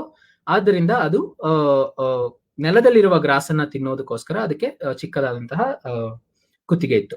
ಮತ್ತೆ ಡಾರ್ವಿನ್ ಫಿಂಚ್ಗಳು ಅನ್ನುವಂತಹ ಒಂದು ಪಕ್ಷಿ ಪ್ರಭೇದಗಳು, ಪ್ರತಿಯೊಂದು ಐಲ್ಯಾಂಡ್ ನಲ್ಲೂ ಆ ಪಕ್ಷಿ ಪ್ರಭೇದಗಳಿದ್ವು. ಆದ್ರೆ ಪ್ರತಿಯೊಂದು ಐಲ್ಯಾಂಡ್ ನಲ್ಲೂ ಆ ಪಕ್ಷಿ ಪ್ರಭೇದಗಳ ಕೊಕ್ಕು ಏನಿದೆ ಅದು ಡಿಫರೆಂಟ್ ಇತ್ತು. ಅದನ್ನ ಡಾರ್ವಿನ್ ಅವರು ಏನ್ ಅಬ್ಸರ್ವ್ ಮಾಡಿದ್ರು ಅಂದ್ರೆ, ಅಲ್ಲಿ ಪ್ರತಿ ಐಲ್ಯಾಂಡಿನಲ್ಲಿ ಸಿಗುತ್ತಿದ್ದಂತಹ ಆಹಾರ ಏನಿದೆ, ಕೆಲವೊಂದು ಐಲ್ಯಾಂಡ್ಗಳಲ್ಲಿ ಫ್ರೂಟ್ಸ್ ಇತ್ತು, ಕೆಲವೊಂದು ಐಲ್ಯಾಂಡ್ಗಳಲ್ಲಿ ಬೀಜಗಳಿದ್ವು, ಕೆಲವೊಂದು ಐಲ್ಯಾಂಡ್ಗಳಲ್ಲಿ ಫ್ಲವರ್ಗಳಿದ್ವು. ಅವುಗಳಿಂದ ಆಹಾರವನ್ನ ತಿನ್ನುವ ಸಲುವಾಗಿ ಈ ಪಕ್ಷಿಗಳ ಕೊಕ್ಕು ಏನಿದೆ ಅದು ಎವಾಲ್ವ್ ಆಗಿತ್ತು. ಸೊ ಅದೊಂದನ್ನ ಡಾರ್ವಿನ್ ಅವರು ಅಬ್ಸರ್ವ್ ಮಾಡಿದ್ರು. ಮತ್ತೆ ಅವರು ಇಂಗ್ಲೆಂಡ್ಗೆ ವಾಪಸ್ ಬಂದಾಗ ಇಂಗ್ಲೆಂಡ್ ನಲ್ಲಿ ಹಲವಾರು ಜನ ಪಾರಿವಾಳಗಳನ್ನ ಬೆಳೆಸ್ತಾ ಇದ್ರು. ಅವರು ಪಾರಿವಾಳಗಳನ್ನ ಬ್ರೀಡ್ ಮಾಡಬೇಕಾದ್ರೆ ಅವರಿಗೆ ಬೇಕಾದಂತಹ ಕ್ಯಾರೆಕ್ಟರ್ ಯಾವ ಪಾರಿವಾಳಗಳಿಗೆ ಇತ್ತೋ ಆ ಪಾರಿವಾಳಗಳನ್ನ ನೆಕ್ಸ್ಟ್ ಅಂದ್ರೆ ಪಾರಿವಾಳಗಳನ್ನ ಮೇಟ್ ಮಾಡಿಸಿ ಅದೇ ರೀತಿಯ ಕ್ಯಾರೆಕ್ಟರ್ಸ್ ಇರುವಂತಹ ಪಾರಿವಾಳಗಳನ್ನ ಪ್ರೊಡ್ಯೂಸ್ ಮಾಡ್ತಾ ಇದ್ರು. ಇದನ್ನ ನಾವು ಕೃತಕ ಆಯ್ಕೆ ಅಂತ ಕರಿತೇವೆ ಅಥವಾ ಸೆಲೆಕ್ಟಿವ್ ಬ್ರೀಡಿಂಗ್ ಅಂತ ಕರಿತೇವೆ. ಯಾವ ಕ್ಯಾರೆಕ್ಟರ್ಸ್ ಅವರಿಗೆ ಬೇಕಿತ್ತೋ ಆ ಕ್ಯಾರೆಕ್ಟರ್ ಇರುವಂತಹ ಪಾರಿವಾಳಗಳನ್ನ ಬೆಳೆಸ್ತಾ ಇದ್ರು. ಸೊ ಆಗ ಡಾರ್ವಿನ್ ಅವರಿಗೆ ಒಂದು ಕ್ಲೂ ಬಂತು. ಏನಂತ ಹೇಳಿದ್ರೆ, ಇದೇ ರೀತಿಯ ಒಂದು ಆಯ್ಕೆಯ ಒಂದು ಮೆಕ್ಯಾನಿಸಮ್ ಪ್ರಕೃತಿಯಲ್ಲೂ ಆಗ್ತಾ ಇರಬಹುದು. ಆದ್ದರಿಂದಲೇ ಈ ರೀತಿಯ ಡೈವರ್ಸಿಟಿ ನಾವು ಏನ್ ನೋಡ್ತೇವೆ ಪ್ರಭೇದಗಳಲ್ಲಿ ಅದು ಇರಬಹುದು ಅನ್ನೋ ಒಂದು ಕ್ಲೂ ಡಾರ್ವಿನ್ ಅವರಿಗೆ ಸಿಗ್ತಾ ಹೋಯ್ತು. ಅದರ ಆಧಾರದ ಮೇಲೆ ಡಾರ್ವಿನ್ ಅವರು ಒಂದಷ್ಟು ಅಬ್ಸರ್ವೇಷನ್ ಮಾಡಿದ್ರು. ಅಂದ್ರೆ ಪ್ರಾಣಿಗಳು ಅಥವಾ ಪಕ್ಷಿಗಳು ಪರಿಸರಕ್ಕೆ ಹೊಂದಿಕೊಳ್ತವೆ, ಅದರ ಪ್ರಕಾರವಾಗಿ ಅವುಗಳ ಕ್ಯಾರೆಕ್ಟರ್ಸ್ ಗಳಿರ್ತವೆ. ಅನ್ನುವಂತಹ ಒಂದು ಅಬ್ಸರ್ವೇಷನ್ ಮಾಡಿದ್ರು. ನಂತರ ಡಾರ್ವಿನ್ ಅವರು ಅವರ ವಾಯೇಜ್ ಮುಗಿದ ಮೇಲೆ 20 ವರ್ಷಗಳ ತನಕ ಹಲವಾರು ಈ ಬಗೆಯ ಪ್ರಯೋಗಗಳನ್ನ ಮಾಡ್ತಾ ಇದ್ರು, ಅಬ್ಸರ್ವೇಷನ್ಸ್ ಅನ್ನ ಮಾಡ್ತಾ ಇದ್ರು. ಆದರೂ ಅವರಿಗೆ ಅಷ್ಟೊಂದು ಕನ್ವಿನ್ಸಿಂಗ್ ಆಗಿ ಅದನ್ನ ಬರೆಯೋದಕ್ಕೆ ಅವರು ಸೀರಿಯಸ್ ಆಗಿ ಯೋಚನೆ ಮಾಡಿರ್ಲಿಲ್ಲ. ಯಾಕೆ ಅಂತ ಹೇಳಿದ್ರೆ ಆಗ ರಿಲಿಜನ್ ಅಥವಾ ಚರ್ಚ್ ಏನಿತ್ತು, ಇವರ ಥಿಯರಿ ಅದನ್ನ ಕಾಂಟ್ರಡಿಕ್ಟ್ ಮಾಡ್ತಾ ಇತ್ತು ಅನ್ನೋ ಒಂದು ಕಾರಣದಿಂದ ಅವರು ಇದನ್ನ ಬರೆದಿರ್ಲಿಲ್ಲ, ಪುಸ್ತಕವನ್ನ ಬರೆದಿರಲಿಲ್ಲ. ಆದ್ರೆ ಅಬ್ಸರ್ವೇಷನ್ಸ್ ಅನ್ನ ಕಂಟಿನ್ಯೂ ಮಾಡಿದ್ರು. ಆಮೇಲೆ 1858ರಲ್ಲಿ ಆಲ್ಫ್ರೆಡ್ ರಸೆಲ್ ವಾಲೆಸ್ ಅನ್ನುವಂತಹ ಇನ್ನೊಬ್ಬ ನ್ಯಾಚುರಲಿಸ್ಟ್ ಡಾರ್ವಿನ್ ಅವರಿಗೆ ಒಂದು ಪತ್ರದ ಮೂಲಕ ಅವನ ಒಂದು ರಿಸರ್ಚ್ ಫೈಂಡಿಂಗ್ಸ್ ಏನಿದೆ, ಸಂಶೋಧನೆಯಲ್ಲಿ ಅವನು ಕಂಡುಹಿಡಿದಂತಹ ಒಂದಷ್ಟು ಫೈಂಡಿಂಗ್ಸ್ ನ ಮೂಲಕ ಡಾರ್ವಿನ್ ಅವರದ್ದೇ ಆದಂತಹ ಕನ್ಕ್ಲೂಷನ್ಸ್ಗೆ ಬಂದಿದ್ದ. ಆಗ ಡಾರ್ವಿನ್ ಅವರು ಇವರ ಒಂದು ಥಿಯರಿ ಏನಿದೆ ಅದು ಮತ್ತೆ ಆಲ್ಫ್ರೆಡ್ ರಸೆಲ್ ವಾಲೆಸ್ ನ ಥಿಯರಿ ಏನಿದೆ ಎರಡನ್ನು ಆಗಿನ ಲಿನ್ನೇಯನ್ ಸೊಸೈಟಿಯಲ್ಲಿ ಪ್ರೆಸೆಂಟ್ ಮಾಡಿದ್ರು, ಒಂದಷ್ಟು ಮೆಚ್ಚುಗೆಯನ್ನು ಗಳಿಸಿದ್ರು. ಆಮೇಲೆ ಡಾರ್ವಿನ್ ಅವರು 1859ರಲ್ಲಿ ಅವರ ಪುಸ್ತಕವನ್ನ ಬರೆದ್ರು. ಅದು on the origin of species by means of natural selection ಅಂತ. ಇದರಲ್ಲಿ ಅವರು ಮಾಡಿದಂತಹ ಅಬ್ಸರ್ವೇಷನ್ಸ್ ತುಂಬಾ ಇದೆ. ಅಬ್ಸರ್ವೇಷನ್ಸ್ ನೀವೆಲ್ಲರೂ ಈ ಪುಸ್ತಕವನ್ನ ಓದ್ಬೇಕು ಅಂತ ಹೇಳೋಕೆ ಇಷ್ಟಪಡ್ತೇನೆ. ಯಾಕೆಂದ್ರೆ ಇದು ಒಂದು ground breaking work in the history of man kind ಅಂತ ಅನ್ನೋದಂತೂ ಖಚಿತ. ಸೊ ಇವರ ಒಂದು ಅಬ್ಸರ್ವೇಷನ್ ಒಂದು ಥಿಯರಿ ಮೂಲಕ ಅವರು ಪ್ರಪೋಸ್ ಮಾಡಿದ್ರು.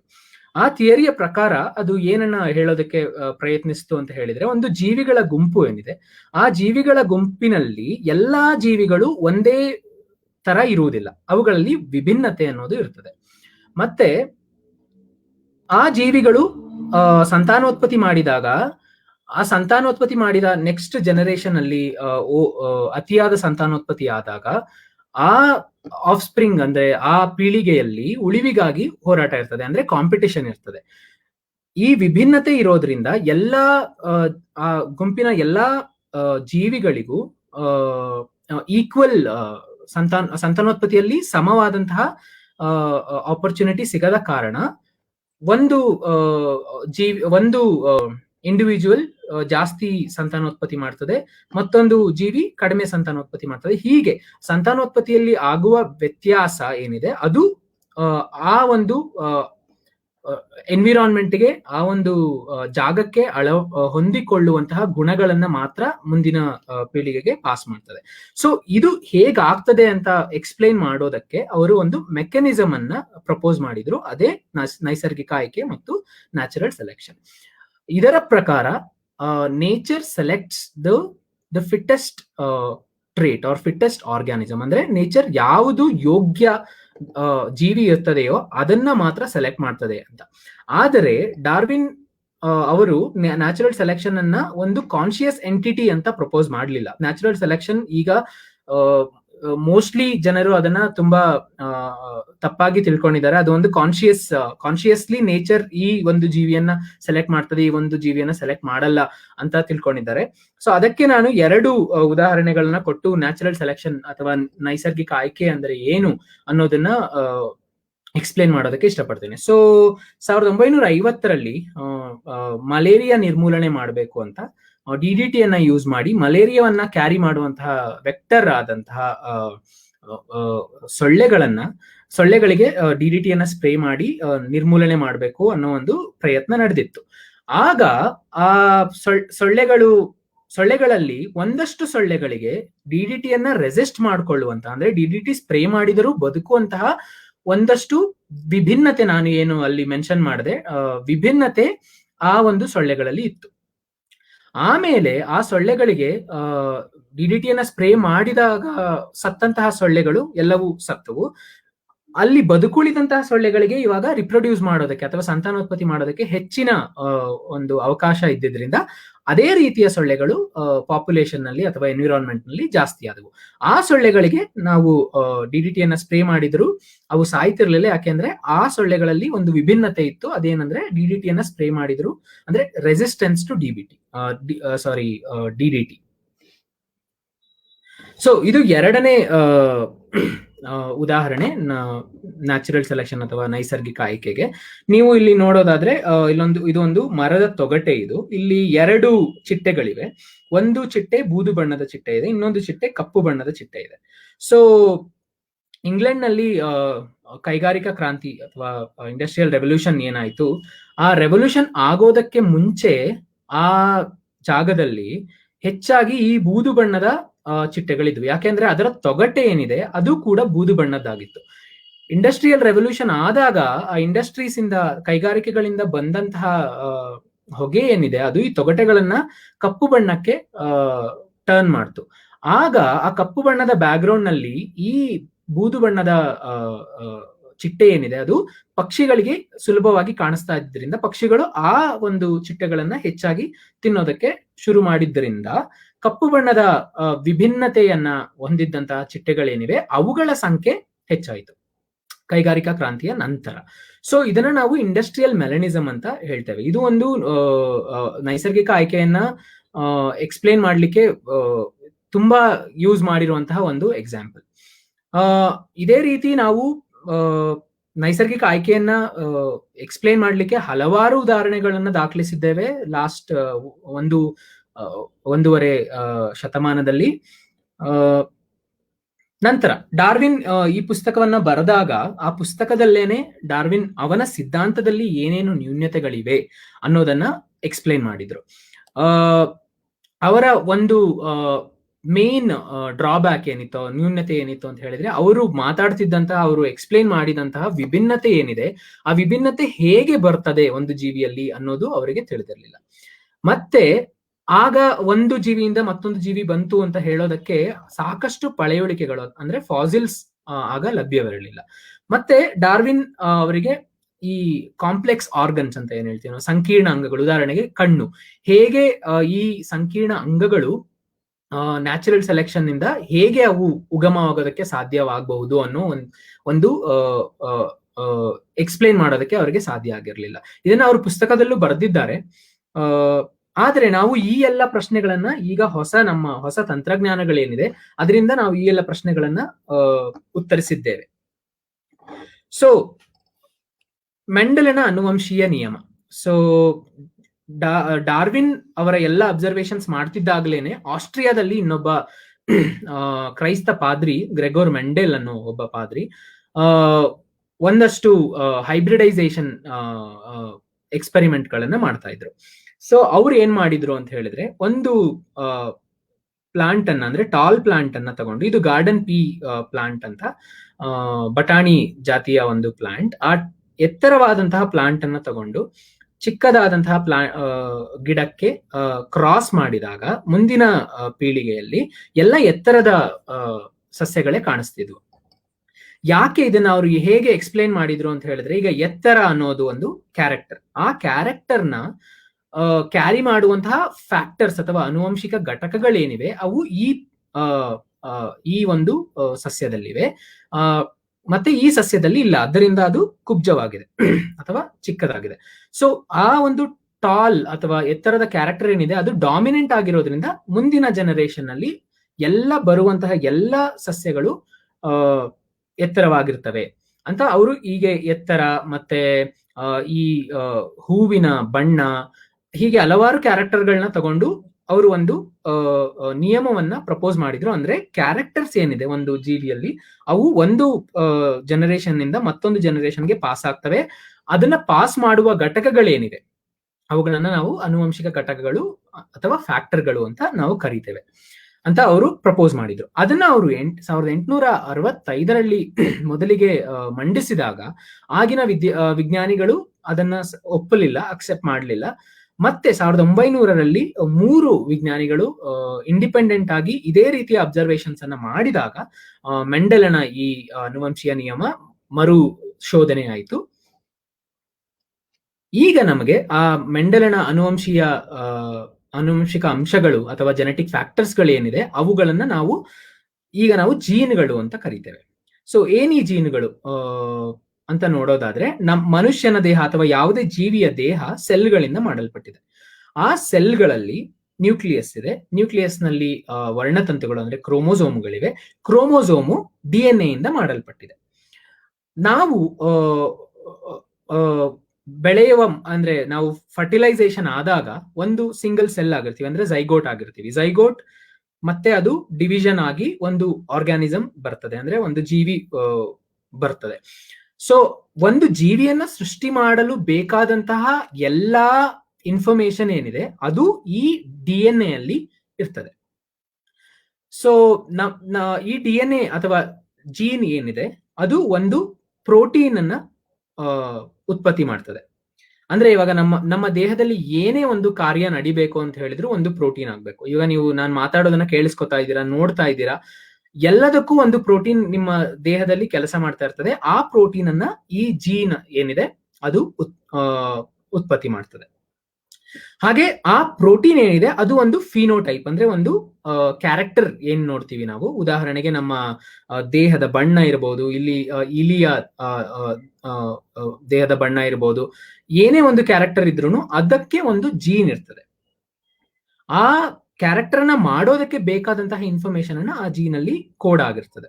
ಓಕೆ, ನಮಗೆ ಗೊತ್ತಿರುವಂತಹ ಹಲವಾರು ಪ್ರೋಟೀನ್ಗಳಿವೆ. ಇನ್ಸುಲಿನ್ ಏನಿದೆ ನಮ್ಮ ದೇಹದಲ್ಲಿ, ಹಿಮೋಗ್ಲೋಬಿನ್ ಏನಿದೆ, ಕೆರಟಿನ್ ಏನಿದೆ, ಇದೆಲ್ಲವೂ ಒಂದು ಪ್ರೋಟೀನ್ಗಳು. ಆ ಪ್ರೋಟೀನ್ಗಳು ಜೀನ್ಗಳಿಂದ ಉತ್ಪತ್ತಿ ಆಗಲ್ಪಡ್ತವೆ.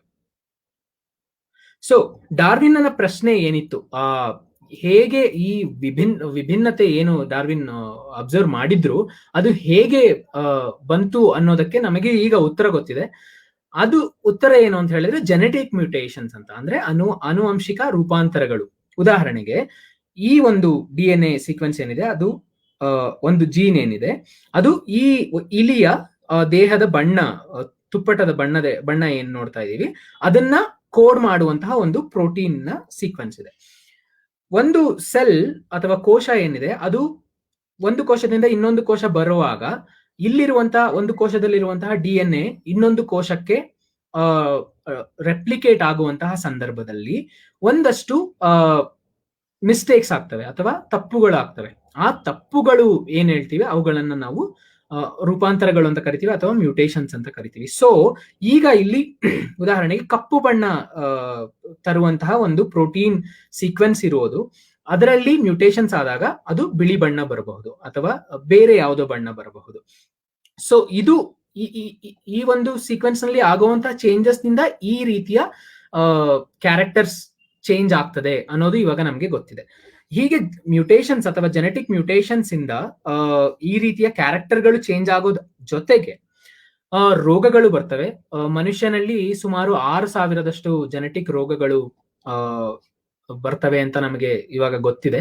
ಸೊ ಒಂದು ಉದಾಹರಣೆ ತಗೊಳ್ಳೋದಾದ್ರೆ ನಮ್ಮ ದೇಹದಲ್ಲಿ ಕೆಂಪು ರಕ್ತ ಕಣಗಳಿವೆ. ಕೆಂಪು ರಕ್ತ ಕಣಗಳ ಮೂಲ ಕೆಲಸ ಏನು ಅಂತ ಹೇಳಿದ್ರೆ ಆಕ್ಸಿಜನ್ ಅನ್ನ ಮತ್ತೆ ಕಾರ್ಬನ್ ಡೈಆಕ್ಸೈಡ್, ಆಕ್ಸಿಜನ್ ನ ದೇಹಕ್ಕೆ ಸಪ್ಲೈ ಮಾಡೋದು, ಕಾರ್ಬನ್ ಡೈಆಕ್ಸೈಡ್ ಅನ್ನ ದೇಹದಿಂದ ಹೊರಗಡೆ ಬಿಡೋದು. ಸೊ ಅದನ್ನ ಆಕ್ಸಿಜನ್ ಅನ್ನ ಹೋಲ್ಡ್ ಮಾಡಲಿಕ್ಕೆ ಈ ಕೆಂಪು ರಕ್ತ ಕಣಗಳ ಒಳಗಡೆ ಆಮ್ಲಜನಕವನ್ನ ಹೋಲ್ಡ್ ಮಾಡಲಿಕ್ಕೆ ಒಂದು ಪ್ರೋಟೀನ್ ಇದೆ. ಅದನ್ನ ನಾವು ಹಿಮೋಗ್ಲೋಬಿನ್ ಅಂತ ಕರಿತೇವೆ. ಆ ಹಿಮೋಗ್ಲೋಬಿನ್ ಪ್ರೋಟೀನ್ ನ ಸೀಕ್ವೆನ್ಸ್ ಏನಿದೆ ಆ ಪ್ರೋಟೀನ್ ಸೀಕ್ವೆನ್ಸ್ ನಲ್ಲಿ ಈ ಎ ಬದಲು ಟಿ ಬಂದಾಗ ಆ ಪ್ರೋಟೀನ್ ನಲ್ಲಿ ಆಗುವ ಬದಲಾವಣೆಯಿಂದ ಹೀಗೆ ಕಾನಿಕಲ್ ಶೇಪ್ ನಲ್ಲಿ ಇರಬೇಕಾದಂತಹ ಕೆಂಪು ರಕ್ತ ಕಣಗಳು ಹೀಗೆ ಸಿಕಲ್ ಶೇಪ್ಗೆ ಟರ್ನ್ ಆಗ್ತವೆ. ಆಗೇನಾಗ್ತದೆ, ಸಿಕಲ್ ಶೇಪ್ ಟರ್ನ್ ಆದಾಗ ಅಲ್ಲಿ ಅಷ್ಟೊಂದು ಆಕ್ಸಿಜನ್ ಅನ್ನ ಕ್ಯಾರಿ ಮಾಡೋದಕ್ಕೆ ಜಾಗ ಇಲ್ಲದ ಕಾರಣ ಒಂದು ರೋಗ ಉಂಟಾಗ್ತದೆ, ಅದೇ ಸಿಕಲ್ ಸೆಲ್ ಅನಿಮಿಯಾ. ಸೊ ಈ ವರ್ಷದ ರಸಾಯನಶಾಸ್ತ್ರ ನೊಬೆಲ್ ಪಾರಿತೋಷಕವನ್ನ ಕ್ರಿಸ್ಪರ್ ಕ್ಯಾಸ್9 ಅನ್ನುವಂತಹ ಒಂದು ಜೀನ್ ಎಡಿಟಿಂಗ್ ಟೆಕ್ನಾಲಜಿಗೆ ನೀಡಲಾಯಿತು. ಇದು ಒಂದು ರೆವಲ್ಯೂಷನರಿ ಟೆಕ್ನಾಲಜಿ. ಇದನ್ನ ಬಳಸಿಕೊಂಡು ನಾವು ಈಗ ತಪ್ಪಾಗಿರುವಂತಹ ಈ ಮ್ಯೂಟೇಷನ್ಸ್ ಏನಿದೆ ಅದನ್ನ ಸರಿ ಮಾಡಬಹುದಾದಂತಹ ಒಂದು ಪ್ರಯತ್ನಗಳು ನಡೀತಾ ಇವೆ. ಓಕೆ, ಸೊ ಇಲ್ಲಿವರೆಗೆ ನೀವು ಡಾರ್ವಿನ್ನ ವಿಕಾಸವಾದ ಏನು ಅಂತ ತಿಳ್ಕೊಂಡ್ರಿ. ಈಗ ಡಾರ್ವಿನ್ನ ವಿಕಾಸವಾದಕ್ಕೆ ಪುರಾವೆಗಳೇನು ಅನ್ನೋದನ್ನ ಹೇಳೋಕೆ ಇಷ್ಟಪಡ್ತೇನೆ. ಡಾರ್ವಿನ್ನ ವಿಕಾಸವಾದ ನಿಜಾನ ಅಂತ ಮೊದಲಿಗೆ ಡಿಸ್ಕಸ್ ಮಾಡೋದೇ ಒಂದು ವಿಪರ್ಯಾಸ, ನಿಜ ಹೇಳ್ಬೇಕು ಅಂದ್ರೆ. ಯಾಕೆ ಅಂದ್ರೆ 200 ವರ್ಷದಲ್ಲಿ ಎಷ್ಟೊಂದು ಪುರಾವೆಗಳು ಬಂದಿವೆ, ಎಷ್ಟೊಂದು ರಿಸರ್ಚ್ ನಡೆದಿದೆ ಅಂತ ಹೇಳಿದ್ರೆ ನಾವು ಅದನ್ನ ಸರಿಯಾಗಿ ನೋಡ್ತಿಲ್ಲ. ಅದೊಂದು ಡ್ರಾಬ್ಯಾಕ್. ಸೊ ಮೊದಲನೇ ಪುರಾವೆ ಏನು ಅಂತ ಹೇಳಿದ್ರೆ ಡಿಸೆಂಟ್ ವಿತ್ ಮಾಡಿಫಿಕೇಶನ್. ಅಂದ್ರೆ ಒಂದು ಜೀವಿಯಿಂದ ಇನ್ನೊಂದು ಜೀವಿ ಉಗಮವಾದಾಗ ಆ ಜೀವಿಯಲ್ಲಿ ಒಂದಷ್ಟು ಮಾಡಿಫಿಕೇಶನ್ಸ್ ಇರ್ತವೆ. ಅದಕ್ಕೆ ಉದಾಹರಣೆ ಏನು ಅಂದ್ರೆ, ಈಗ ನಾವು ಮೀನುಗಳನ್ನ ನೋಡಿದ್ರೆ ಅಥವಾ ಮೀನುಗಳ ಒಂದಷ್ಟು ಪ್ರಭೇದಗಳನ್ನ ನೋಡಿದ್ರೆ ಅವುಗಳ ನಡುವೆ ಹೆಚ್ಚು ಸಾಮ್ಯತೆ ಇರ್ತದೆ. ಉದಾಹರಣೆಗೆ ಮೀನು ಡೈನೋಸಾರ್ ತರ ಕಾಣಿಸೋದಿಲ್ಲ. ಯಾಕೆ ಅಂತ ಹೇಳಿದ್ರೆ ಈ ಎಲ್ಲ ಮೀನುಗಳು ಒಂದು ಕಾಮನ್ ಆನ್ಸಿಸ್ಟರ್ ನಿಂದ ಬಂದಿರ್ತವೆ. ಮತ್ತೆ ಕಪ್ಪೆಗಳನ್ನ ನೋಡಿದ್ರೆ ಅವು ಇತರ ಕಪ್ಪೆಗಳ ಜೊತೆ ಹೆಚ್ಚು ಸಾಮ್ಯತೆ ಇರ್ತದೆ. ಆ ಕಪ್ಪೆಗಳಿಗೆ ಅದು ಕುದುರೆಯಂತೆ ಕಾಣಿಸಲ್ಲ. ಯಾಕೆ ಅಂತ ಹೇಳಿದ್ರೆ ಈ ಎಲ್ಲ ಕಪ್ಪೆಗಳು ಒಂದೇ ಒಂದು ಕಾಮನ್ ಆನ್ಸಿಸ್ಟರ್ ಇಂದ ಉಗಮವಾಗಿರ್ತವೆ. ಇದು ಡಾರ್ವಿನನ್ನೇ ಹೇಳಿದಂತಹ ಡಿಸೆಂಟ್ ವಿತ್ ಮಾಡಿಫಿಕೇಶನ್ ಅನ್ನುವಂತಹ ಒಂದು ಅಬ್ಸರ್ವೇಷನ್. ಮುಂದೆ ನಾವು ಅನಟಾಮಿಕಲ್ ಎವಿಡೆನ್ಸಸ್ ಏನಿದೆ, ಅಂಗರಚನಾ ಶಾಸ್ತ್ರದಿಂದ ನಮಗೆ ಎವಿಡೆನ್ಸ್ ಇದೆ. ನಾವು ಮನುಷ್ಯನ ಮುಂಗೈ ಮತ್ತೆ ಚಿರತೆ ಮತ್ತೆ ವೇಲ್ ಏನಿದೆ ಮತ್ತೆ ಬಾವಲಿ ಏನಿದೆ, ಇವುಗಳ ಮುಂಗೈಯನ್ನ ನೋಡಿದಾಗ ಮುಂಗೈ ತುಂಬಾ ಡಿಫರೆಂಟ್ ಆಗಿ ಕಾಣಿಸ್ತದೆ ನಮ್ಗೆ ನೋಡಿದಾಗ. ಆದರೆ ಅದರ ಆಂತರಿಕ ರಚನೆಯನ್ನ ನಾವು ನೋಡಿದಾಗ ಎಲ್ಲವೂ ಸಾಮ್ಯವಾಗಿ ಕಾಣಿಸ್ತವೆ. ಎಲ್ಲ ಒಂದೇ ಒಂದು ಬ್ಲೂ ಪ್ರಿಂಟ್ ನಿಂದ ಮಾಡಲಾದಂತಹ ಬೇರೆ ಬೇರೆ ಪರ್ಪಸ್ಗೆ ಅಡಾಪ್ಟ್ ಆಗಿರುವಂತಹ ಮುಂಗೈನ ರಚನೆ ಇದು. ಇದನ್ನ ನಾವು ನೋಡ್ಬೋದು. ಮತ್ತೆ ಇಡೀ ದೇಹದ ರಚನೆಯನ್ನ ನಾವು ನೋಡೋದಾದ್ರೆ ಇದು ವೇಲ್ನ ಅಸ್ಥಿಪಂಜರ ಮತ್ತೆ ಇದು ಒಂದು ಪಕ್ಷಿಯ ಅಸ್ಥಿಪಂಜರ. ಇವೆರಡರಲ್ಲೂ ಸಹ ಹಲವಾರು ಸಾಮ್ಯತೆಗಳಿವೆ. ಈ ಸಾಮ್ಯತೆಗಳು ಯಾಕೆ ಇವೆ ಅಂತ ಹೇಳಿದ್ರೆ ಈ ಎಲ್ಲಾ ಜೀವಿಗಳು ಒಂದೇ ಕಾಮನ್ ಆನ್ಸಿಸ್ಟರ್ ಇಂದ ಉಗಮ ಆಗಿರೋದ್ರಿಂದ ಈ ಸಾಮ್ಯತೆಗಳು ಕಾಣಲ್ಪಡ್ತವೆ. ನೆಕ್ಸ್ಟ್ ವೆಸ್ಟಿಜಿಯಲ್ ಆರ್ಗನ್ಸ್ ಅಥವಾ ವೆಸ್ಟಿಜಿಯಲ್ ಅಂಗಗಳು ಅಂತ ಹೇಳಿದ್ರೆ ಮನುಷ್ಯನಲ್ಲಿ ಈ ಅಂಗಗಳು ಇವೆ. ಆದರೆ ಮನುಷ್ಯನ ಈ ಅಂಗಗಳಿಂದ ಮನುಷ್ಯನಿಗೆ ಅಂತಹ ಏನು ಉಪಯೋಗ ಇಲ್ಲ. ಆದರೂ ಈ ಅಂಗಗಳಿವೆ. ಅಥವಾ ಯಾವುದೇ ಜೀವಿಗೆ ಒಂದು ಅಂಗ ಇದೆ, ಆ ಅಂಗದಿಂದ ಏನು ಉಪಯೋಗ ಇಲ್ಲ, ಆದರೂ ಆ ಅಂಗ ಇದೆ. ಯಾಕೆ ಅಂತ ಹೇಳಿದರೆ ಈ ಜೀವಿ ಯಾವ ಜೀವಿಯಿಂದ ಉಗಮ ಆಯಿತೋ ಆ ಜೀವಿಯಲ್ಲಿ ಈ ಅಂಗಕ್ಕೆ ಒಂದು ಕೆಲಸ ಇತ್ತು, ಆದರೆ ಈ ಜೀವಿಯಲ್ಲಿ ಆ ಕೆಲಸ ಇಲ್ಲ. ಆದರೂ ಯಾಕಿದೆ ಅಂತ ಹೇಳಿದ್ರೆ ಆ ಜೀವಿಯಿಂದ ಇದರ ಆನ್ಸಿಸ್ಟರ್ ಇಂದ ಈ ಜೀವಿ ಉಗಮವಾಗಿರೋದ್ರಿಂದ. ಹಾಗೆ ನಾವು ಮನುಷ್ಯರಲ್ಲಿ ಹಲವಾರು ಉದಾಹರಣೆಗಳಿವೆ. ನಾವು ಒಂದೇ ಒಂದು ಉದಾಹರಣೆಯನ್ನ ಹೇಳ್ತೇನೆ. ನಿಕ್ಟಿಟೇಟಿಂಗ್ ಮೆಂಬ್ರೇನ್ ಅಂತ ಒಂದು ಮೂರನೇ ಐಲಿಡ್ ಅಂತ ಕರಿಬಹುದು. ಅದನ್ನ ನಾವು ನಮ್ಮ ಕಣ್ಣುಗಳನ್ನ ನೋಡ್ಕೊಂಡ್ರೆ ಅಲ್ಲಿ ನಮಗೆ ಕಾಣಿಸ್ತದೆ. ಈ ನಿಕ್ಟಿಟೇಟಿಂಗ್ ಮೆಂಬ್ರೇನ್ ನಮ್ಮ ಆನ್ಸಿಸ್ಟರ್ಸ್ ಅಲ್ಲಿ, ಅಂದ್ರೆ ನಮ್ಮ ಮತ್ತೆ ಉದಾಹರಣೆಗೆ ನಾವು ಪಕ್ಷಿಗಳನ್ನ ನೋಡ್ಬೋದು ಅಥವಾ ಈ ಮೊಸಳೆಗಳನ್ನ ನೋಡ್ಬೋದು. ಅವುಗಳಿಗೆ ಮೂರನೇ ಒಂದು ಐಲಿಡ್ ಇದೆ. ಅದು ಏನ್ ಕೆಲಸ ಮಾಡ್ತದೆ ಅಂದ್ರೆ ನೀರಿನೊಳಗೆ ಮೊಸಳೆ ಹೋಗ್ಬೇಕಾದ್ರೆ ಅಥವಾ ಪಕ್ಷಿ ಹಾರಬೇಕಾದ್ರೆ ಅವು ಕಣ್ಣನ್ನ ಓಪನ್ ಮಾಡ್ಕೊಂಡಿರ್ಬೇಕು. ಅದೇ ಸಮಯದಲ್ಲಿ ಕಣ್ಣನ್ನ ಕ್ಲೋಸ್ ಮಾಡ್ಕೊಂಡಿರ್ಬಾರ್ದು. ಓಪನ್ ಮಾಡ್ಕೊಂಡಿದ್ರೆ ಏನಾದ್ರೂ ಕಣ್ಣಿಗೆ ಹೋಗ್ಬೋದು ಅಥವಾ ಕ್ಲೋಸ್ ಮಾಡ್ಕೊಂಡಿದ್ರೆ ಕಾಣಿಸಲ್ಲ. ಸೊ ಆದ್ದರಿಂದ ಅವುಗಳಲ್ಲಿ ಒಂದು ಟ್ರಾನ್ಸ್ಪರೆಂಟ್ ಐಲಿಡ್ ಒಂದಿದೆ. ಆ ಐಲಿಡ್ ಮನುಷ್ಯರಲ್ಲೂ ಇದೆ, ಆದ್ರೆ ಅದು ಕ್ಷೀಣಿಸಿದೆ ಮನುಷ್ಯರಲ್ಲಿ. ಅದೊಂದು ವೆಸ್ಟಿಜಿಯಲ್ ಆರ್ಗನ್ ನಮ್ಮಲ್ಲಿದೆ. ಹಾಗೆ ಹಲವಾರು ಇವೆ. ಥರ್ಡ್ ಮೋಲಾರ್ ಇರ್ಬೋದು, ನಾವು ಕ್ಯಾನೈನ್ಸ್ ಇರ್ಬೋದು, ಅದನ್ನ ನಾವು ಯೂಸ್ ಮಾಡಲ್ಲ. ಮತ್ತೆ ನಮ್ಮ ದೇಹದ ಮೇಲಿರೋ ಕೂದಲು ಸಹ ನಾವು ಅದನ್ನ ಬಳಸಲ್ಲ. ಮತ್ತೆ ಟೇಲ್ ಬೋನ್ ಅಂತ ಏನಿದೆ ಅದು ಸಹ ನಮ್ಮ ಆನ್ಸಿಸ್ಟರ್ ಕ್ಯಾರೆಕ್ಟರ್ ನಮ್ಮಲ್ಲಿ ಇರೋದು. ಭ್ರೂಣಶಾಸ್ತ್ರದಿಂದಲೂ ಪುರಾವೆಗಳಿವೆ, ಅಂದ್ರೆ ಎಂಬ್ರಿಯಾಲಜಿಕಲ್ ಎವಿಡೆನ್ಸಸ್ ಅಂತ ನಾವೇನು ಹೇಳ್ತೇವೆ. ಸೊ ನಾವು ಮೀನಿನ, ಸ್ಯಾಲಮಂಡರ್ನ, ಆಮೆಯ, ಮತ್ತೆ ಒಂದು ಕೋಳಿಯ, ಮತ್ತೆ ನಾಯಿಯ, ಮತ್ತೆ ಮನುಷ್ಯನ ಭ್ರೂಣಗಳನ್ನ ತೆಗೆದುಕೊಂಡು ನಾವು ಅವುಗಳು ಅರ್ಲಿ ಸ್ಟೇಜಸ್ ಡೆವಲಪ್ ಆಗ್ತಾ ಇರ್ಬೇಕಾದ್ರೆ ನಾವು ನೋಡಿದಾಗ ಎಲ್ಲಾ ಭ್ರೂಣಗಳು ಒಂದೇ ತರ ಕಾಣಿಸ್ತವೆ. ಯಾಕೆ ಅಂತ ಹೇಳಿದ್ರೆ ಉದಾಹರಣೆಗೆ ಮನುಷ್ಯನಿಗೆ ಬಾಲ ಇಲ್ಲ, ಆದರೂ ಭ್ರೂಣದಲ್ಲಿ ನಾವು ಬಾಲವನ್ನ ನೋಡ್ತೇವೆ. ಹಾಗೆ ಮನುಷ್ಯನಿಗೆ ಗಿಲ್ಸ್ ಅಂತ ಏನ್ ಹೇಳ್ತೀವಿ ನಾವು, ಅಂದ್ರೆ ಕಿವಿರುಗಳೇನಿದೆ, ಅದು ಮೀನಿನ ಕ್ಯಾರೆಕ್ಟರ್. ಅದು ನಮ್ಮಲ್ಲಿ ಯಾಕೆ ಇರ್ತದೆ ಅಂತ ಹೇಳಿದ್ರೆ ನಾವು ಮತ್ತೆ ಮೀನು ಒಂದೇ ಕಾಮನ್ ಆನ್ಸಿಸ್ಟರ್ ಇಂದ, ಅಥವಾ ಈ ಎಲ್ಲ ಜೀವಿಗಳು ಒಂದೇ ಕಾಮನ್ ಆನ್ಸಿಸ್ಟರ್ ಇಂದ ಉಗಮವಾದ ಕಾರಣದಿಂದ ನಮ್ಮ ಎಂಬ್ರಿಯೋ ಯಾವಾಗ ಬೆಳೆಯುವಾಗ ಆ ಎಲ್ಲ ಕ್ಯಾರೆಕ್ಟರ್ಗಳನ್ನ ಹೊಂದಿರ್ತದೆ. ಇದು ಎಂಬ್ರಿಯಾಲಜಿಕಲ್ ಎವಿಡೆನ್ಸಸ್ ನಮ್ಗಿರೋದು. ನಂತರ ಪಳೆಯುಳಿಕೆಗಳು ಮತ್ತು ಒಂದಷ್ಟು ಪರಿವರ್ತನಾ ರೂಪಕಗಳು ಅಂತ ಏನ್ ಹೇಳ್ತೀವಿ ನಾವು, ಟ್ರಾನ್ಸಿಷನ್ ಫಾರ್ಮ್ಸ್ ಅಂತ.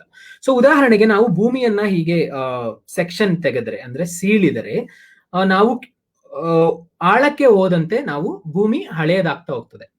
ಉದಾಹರಣೆಗೆ ನಾವು ಈ ಪದರದಲ್ಲಿ ಏನ್ ನೋಡ್ತಾ ಇದ್ದೀವಿ, ಅದು 550 ಮಿಲಿಯನ್ ಇಯರ್ಸ್ ಹಳೆಯ ಪದರ. ಅಲ್ಲಿ ನಾವು ಒಂದು ಮನುಷ್ಯನ ಅಸ್ಥಿಪಂಜರವನ್ನ ನೋಡಿದರೆ ಆಗ ನಾವು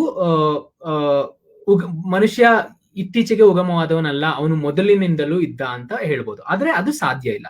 ನಾವು ಆದ್ರೆ 25 ಮಿಲಿಯನ್ ವರ್ಷ ಮುಂಚೆ ನಾವು ನೋಡಿದರೆ ಅಲ್ಲಿ ಪಾಸಿಬಿಲಿಟೀಸ್ ಇರಬಹುದು. ನಾವು ಮನುಷ್ಯ ಅಲ್ಲದಿದ್ರೂ ಒಂದಷ್ಟು ಪ್ರೈಮೇಟ್ಸ್ ಏನಿದೆ ಅವುಗಳ ಒಂದು ಫಾಸಿಲ್ಸ್ ಅನ್ನ ನಾವು ಇಲ್ಲಿ ನೋಡಬಹುದು. ಆದರೆ ಖಂಡಿತವಾಗಿಯೂ ಈ ಹಳೆಯ ಪದರದಲ್ಲಿ ನಾವು ಇತ್ತೀಚೆಗೆ ಉಗಮವಾದಂತಹ ಪ್ರಾಣಿಗಳ ಅಥವಾ ಸಸ್ಯಗಳ ಪಳೆಯುಳಿಕೆಗಳನ್ನ ನೋಡೋದಕ್ಕೆ ಸಾಧ್ಯ ಇಲ್ಲ. ಮತ್ತೆ ಒಂದಷ್ಟು ಫಾಸಿಲ್ಸ್ ನಮಗೆ ಏನ್ ಸಿಕ್ಕಿದೆ, ಅವು ಒಂದು ಜೀವಿಯಿಂದ ಇನ್ನೊಂದು ಜೀವಿ, ಉದಾಹರಣೆಗೆ ನಾವು ಪಕ್ಷಿಗಳು ಏನಿವೆ, ಪಕ್ಷಿಗಳು ಮತ್ತೆ ರೆಪ್ಟೈಲ್ಸ್ ಅಂತ ನಾವೇನ್ ಹೇಳ್ತೀವಿ, ಆಮೆ, ಡೈನೋಸಾರ್ಗಳು, ಇವುಗಳು ಎರಡರ ಮಧ್ಯದಲ್ಲಿ ಆ ಟ್ರಾನ್ಸ್ಫಾರ್ಮೇಶನ್ ಇದೆಯಲ್ಲ, ಡೈನೋಸಾರ್ಗಳಿಂದ ಪಕ್ಷಿಗಳು ಬಂದಿದ್ದು, ಆ ಡೈನೋಸಾರ್ಗಳಿಂದ ಪಕ್ಷಿಗಳು ಆಗುವಂತಹ ಪ್ರೋಸೆಸ್ ನಲ್ಲಿ ಇದ್ದಂತಹ ಒಂದು ಪಳೆಯುಳಿಕೆ ಇದು. ಇದನ್ನ ನಾವು ಆರ್ಕಿಯಾಪ್ಟೆರಿಕ್ಸ್ ಅಂತ ಹೇಳ್ತೇವೆ. ಇದಕ್ಕೆ ಪಕ್ಷಿಗಳ ಮತ್ತು ಡೈನೋಸಾರ್ಗಳ ಎರಡು ಕ್ಯಾರೆಕ್ಟರ್ಗಳು ಈ ಪಳೆಯುಳಿಕೆಯಲ್ಲಿ ಕಾಣಲ್ಪಟ್ಟಿವೆ. ಮತ್ತೆ ಮೀನುಗಳಿಂದ ಉಭಯವಾಸಿಗಳು ಅಂದ್ರೆ ನಾವು ಆಂಫಿಬಿಯನ್ಸ್ ಅಂತ ಏನ್ ಹೇಳ್ತೇವೆ ಅವುಗಳು ಉಗಮವಾಗಿದ್ದು. ಆ ಎರಡು ಟ್ರಾನ್ಸಿಷನ್ ಫಾರ್ಮ್ ಮಧ್ಯದದ್ದು ಟ್ರಾನ್ಸಿಷನ್ ಫಾರ್ಮ್ ಏನಿದೆ, ಮೀನುಗಳಿಂದ ಉಭಯವಾಸಿಗಳು ಬರುವಂತಹ ಟ್ರಾನ್ಸಿಷನ್ ಫಾರ್ಮ್ ಏನಿದೆ ಅದು ನಮಗೆ ಫಾಸಿಲ್ ಮೂಲಕ ಸಿಕ್ಕಿದೆ. ಸೊ ಇದಲ್ಲದೆ ಹಲವಾರು ಫಾಸಿಲ್ ಎವಿಡೆನ್ಸಸ್ ನಮಗೆ ಇವಾಗ ಇದೆ. ನಂತರ ಎಲ್ಲದಕ್ಕೂ ಮುಖ್ಯವಾಗಿ DNA ಪುರಾವೆಗಳು. ಈಗ ನಾವು ಹೊಸ ಟೆಕ್ನಾಲಜಿಗಳನ್ನ ಬಳಸಿಕೊಂಡು ಸೀಕ್ವೆನ್ಸಿಂಗ್ ಅಂತ ಮಾಡ್ತೀವಿ. ಈಗ ನಾವು ನಮ್ಮ ದೇಹದಲ್ಲಿ ನಮ್ಮ ಸೆಲ್ಗಳಲ್ಲಿ ಇರುವಂತಹ DNA ನ ಕಂಪ್ಲೀಟ್ ಆಗಿ ಸೀಕ್ವೆನ್ಸ್ ಮಾಡಬಹುದು. ಆ ಸೀಕ್ವೆನ್ಸಿಂಗ್ ಟೆಕ್ನಾಲಜಿಯನ್ನ ಯೂಸ್ ಮಾಡಿಕೊಂಡು ನಾವು ಒಂದು ಜೀನ್ ಅನ್ನ, ಉದಾಹರಣೆಗೆ ನಾನು ಇಲ್ಲಿ ಯಾವ ಜೀನನ್ನ ಉಪಯೋಗಿಸಿದ್ದೇನೆ ಅಂದ್ರೆ COI ಅಂತ ಒಂದು ಜೀನ್ ಇದೆ, ಸೈಟೋಕ್ರೋಮ್ ಅಂತ ಒಂದು ಜೀನ್. ಆ ಜೀನ್ ಅನ್ನ ನಾನು ಈಸ್ಟ್ ಅಂತ ಏನ್ ಹೇಳ್ತೀವಿ ಅಂದ್ರೆ ಬ್ಯಾಕ್ಟೀರಿಯಾ ಈಸ್ಟ್, ಒಂದು ಹುಳದಿಂದ, ಒಂದು ಮೀನಿನಿಂದ, ಹಾಗೆ ಮನುಷ್ಯನಿಂದ, ಕೋತಿಯಿಂದ, ಎಲ್ಲದರಿಂದ ಆ ಜೀನಿನ ಸೀಕ್ವೆನ್ಸ್ ಅನ್ನ ತೆಗೆದುಕೊಂಡು, ಇದು ಪ್ರೋಟೀನ್ ಸೀಕ್ವೆನ್ಸ್, ಆ ಪ್ರೋಟೀನ್ ಸೀಕ್ವೆನ್ಸ್ ಅನ್ನ ತೆಗೆದುಕೊಂಡು ನಾವು ಹೀಗೆ ನೋಡಿದಾಗ ಎಷ್ಟೊಂದು ಸಾಮ್ಯತೆ ಇದೆ ಅಂತ ಹೇಳಿದ್ರೆ ನಾವು ಇದೇನೆ ನಮಗೆ ಪ್ರೂವ್ ಮಾಡಿ ತೋರಿಸ್ತದೆ ನಾವೆಲ್ಲರೂ ಕಾಮನ್ ಆನ್ಸೆಸ್ಟರ್ ಇಂದ ಎವಾಲ್ವ್ ಆಗಿದ್ವಿ ಅಂತ. ಉದಾಹರಣೆಗೆ ನಾವಿಲ್ಲಿ ನೋಡೋದಾದ್ರೆ ಮನುಷ್ಯ ಮತ್ತೆ ಕೋತಿಯ ನಡುವೆ ಅತ್ಯಂತ ಕಡಿಮೆ ಡಿಫರೆನ್ಸಸ್ ಇದೆ. ಮತ್ತೆ ಮನುಷ್ಯ ಮತ್ತೆ ಒಂದು ಮೀನನ್ನ ಕಂಪೇರ್ ಮಾಡಿದ್ರೆ ಆ ಡಿಫರೆನ್ಸಸ್ ಜಾಸ್ತಿ ಇರ್ತದೆ. ಸೊ ಈಗ DNA ಎವಿಡೆನ್ಸಸ್ ಇಂದ ಎಲ್ಲದಕ್ಕಿಂತ ಹೆಚ್ಚಾಗಿ ನಾವು ಈಗ ವಿಕಾಸವಾದವನ್ನ ಇನ್ನಷ್ಟು ಸ್ಟ್ರಾಂಗ್ ಮಾಡೋದಕ್ಕೆ ಸಾಧ್ಯ ಆಗಿದೆ. ಮತ್ತೆ ಇಷ್ಟೊಂದೆಲ್ಲ ಎವಿಡೆನ್ಸಸ್ ಇದ್ರೂ ಯಾಕೆ ಈ ವಿಕಾಸವಾದ ಸ್ವೀಕೃತವಾಗಿಲ್ಲ ಅನ್ನೋದು ಒಂದು ದೊಡ್ಡ ಪ್ರಶ್ನೆ. ಇದಕ್ಕೆ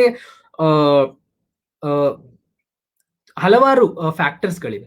ಉದಾಹರಣೆಗೆ ರಿಲಿಜನ್ ಇರ್ಬೋದು, ನಾನು ಅದ್ರ ಬಗ್ಗೆ ಮಾತಾಡಲ್ಲ, ಅದೇ ಒಂದು ಸೆಪರೇಟ್ ಲೆಕ್ಚರ್ ಆಗಿರ್ತದೆ ಅದರ ಬಗ್ಗೆ ಮಾತಾಡಕ್ ಹೋದ್ರೆ.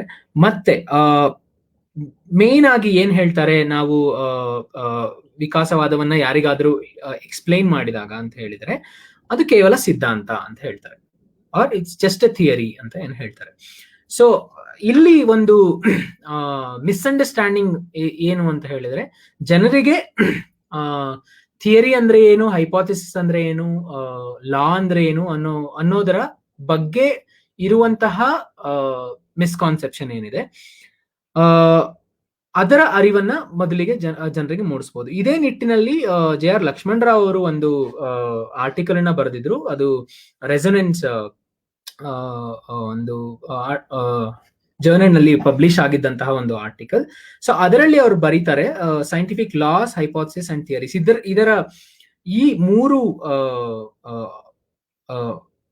ಲಾಸ್ ಮತ್ತೆ ಹೈಪೋಥೆಸಿಸ್ ಮತ್ತೆ ಥಿಯರೀಸ್ ನ ನಡುವೆ ಏನು ಡಿಫರೆನ್ಸ್ ಇದೆ ಅನ್ನೋದರ ಬಗ್ಗೆ ಈ ಒಂದು ಆರ್ಟಿಕಲ್ ನಲ್ಲಿ ಬರೀತಾರೆ. ನೀವೆಲ್ಲರೂ ಖಂಡಿತ ಈ ಆರ್ಟಿಕಲ್ ನ ಓದಬೇಕು, ತುಂಬಾ ಚೆನ್ನಾಗಿ ಈ ಆರ್ಟಿಕಲ್ ನಲ್ಲಿ ಅವರು ಎಕ್ಸ್ಪ್ಲೈನ್ ಮಾಡಿದ್ದಾರೆ. ಸೊ ಈ ಆರ್ಟಿಕಲ್ ನಲ್ಲಿ ಅವರು ಮುಖ್ಯವಾಗಿ ಏನ್ ಹೇಳ್ತಾರೆ ಅಂತ ಹೇಳಿದ್ರೆ, ಹೈಪೋಥಿಸಿಸ್ ಅಂದ್ರೆ ಕಲ್ಪನೆ, ಸಿದ್ಧಾಂತ ಅಂದ್ರೆ ಥಿಯರಿ, ಮತ್ತೆ ನಿಯಮ ಅಂತ ಹೇಳಿದ್ರೆ ಲಾ ಏನಿದೆ, ಇವುಗಳು ಒಂದು ಐಡಿಯಾದ ಡಿಫರೆಂಟ್ ಸ್ಟೇಜಸ್ ಅಂತ ಒಂದು ಕಲ್ಪನೆ ಅಂದ್ರೆ ಒಂದು ಅಂಡರ್ಸ್ಟ್ಯಾಂಡಿಂಗ್ ಮೊದಲು ಇತ್ತು. ಅಂದ್ರೆ ಯಾವಾಗಾದ್ರೂ ನಾವು ಒಂದು ಹೊಸ ಐಡಿಯಾ ಬಂದಾಗ ಅದು ಮೊದಲು ಕಲ್ಪನೆ ಆಗಿರ್ತದೆ, ಆಮೇಲೆ ಸಿದ್ಧಾಂತವಾಗ್ತದೆ, ಆಮೇಲೆ ನಿಯಮವಾಗ್ತದೆ ಅಂತ. ಅದು ಯಾವ ಫ್ಯಾಕ್ಟರ್ ಮೇಲೆ ಡಿಪೆಂಡ್ ಆಗ್ತದೆ ಅಂದ್ರೆ, ಉದಾಹರಣೆಗೆ ನಾನೀಗ ಒಂದು ಕಲ್ಪನೆಯನ್ನ ಮಾಡಬಹುದು. ಏನು ಅಂತ ಹೇಳಿದ್ರೆ, ಈ ಪ್ಯಾಂಡಮಿಕ್ ಆಗಿರೋದ್ರಿಂದ ಸೂಸೈಡ್ ರೇಟ್ಸ್ ಜಾಸ್ತಿ ಆಗಿದೆ ಅಂತ ನಾನು ಹೇಳಿದರೆ ಅದು ಕಲ್ಪನೆ ಆಗ್ತದೆ. ಆ ಕಲ್ಪನೆ ಸಿದ್ಧಾಂತವಾಗಬೇಕು ಅಂತ ಹೇಳಿದ್ರೆ ಅದಕ್ಕೆ ನಾವು ಸೈಂಟಿಫಿಕಲಿ ನಾವು ಒಂದಷ್ಟು ಎವಿಡೆನ್ಸ್ ಗಳನ್ನ ಕೊಡ್ಬೇಕಾಗ್ತದೆ. ಈ ಹೈರಾರ್ಕಿ ಏನಿದೆ, ಈ ಹೈರಾರ್ಕಿ ಸರಿಯಲ್ಲ ಅನ್ನೋದನ್ನ ಈ ಒಂದು ಆರ್ಟಿಕಲ್ ನಲ್ಲಿ ಜೆ.ಆರ್. ಲಕ್ಷ್ಮಣ್ ರಾವ್ ಅವರು ಹೇಳ್ತಾರೆ.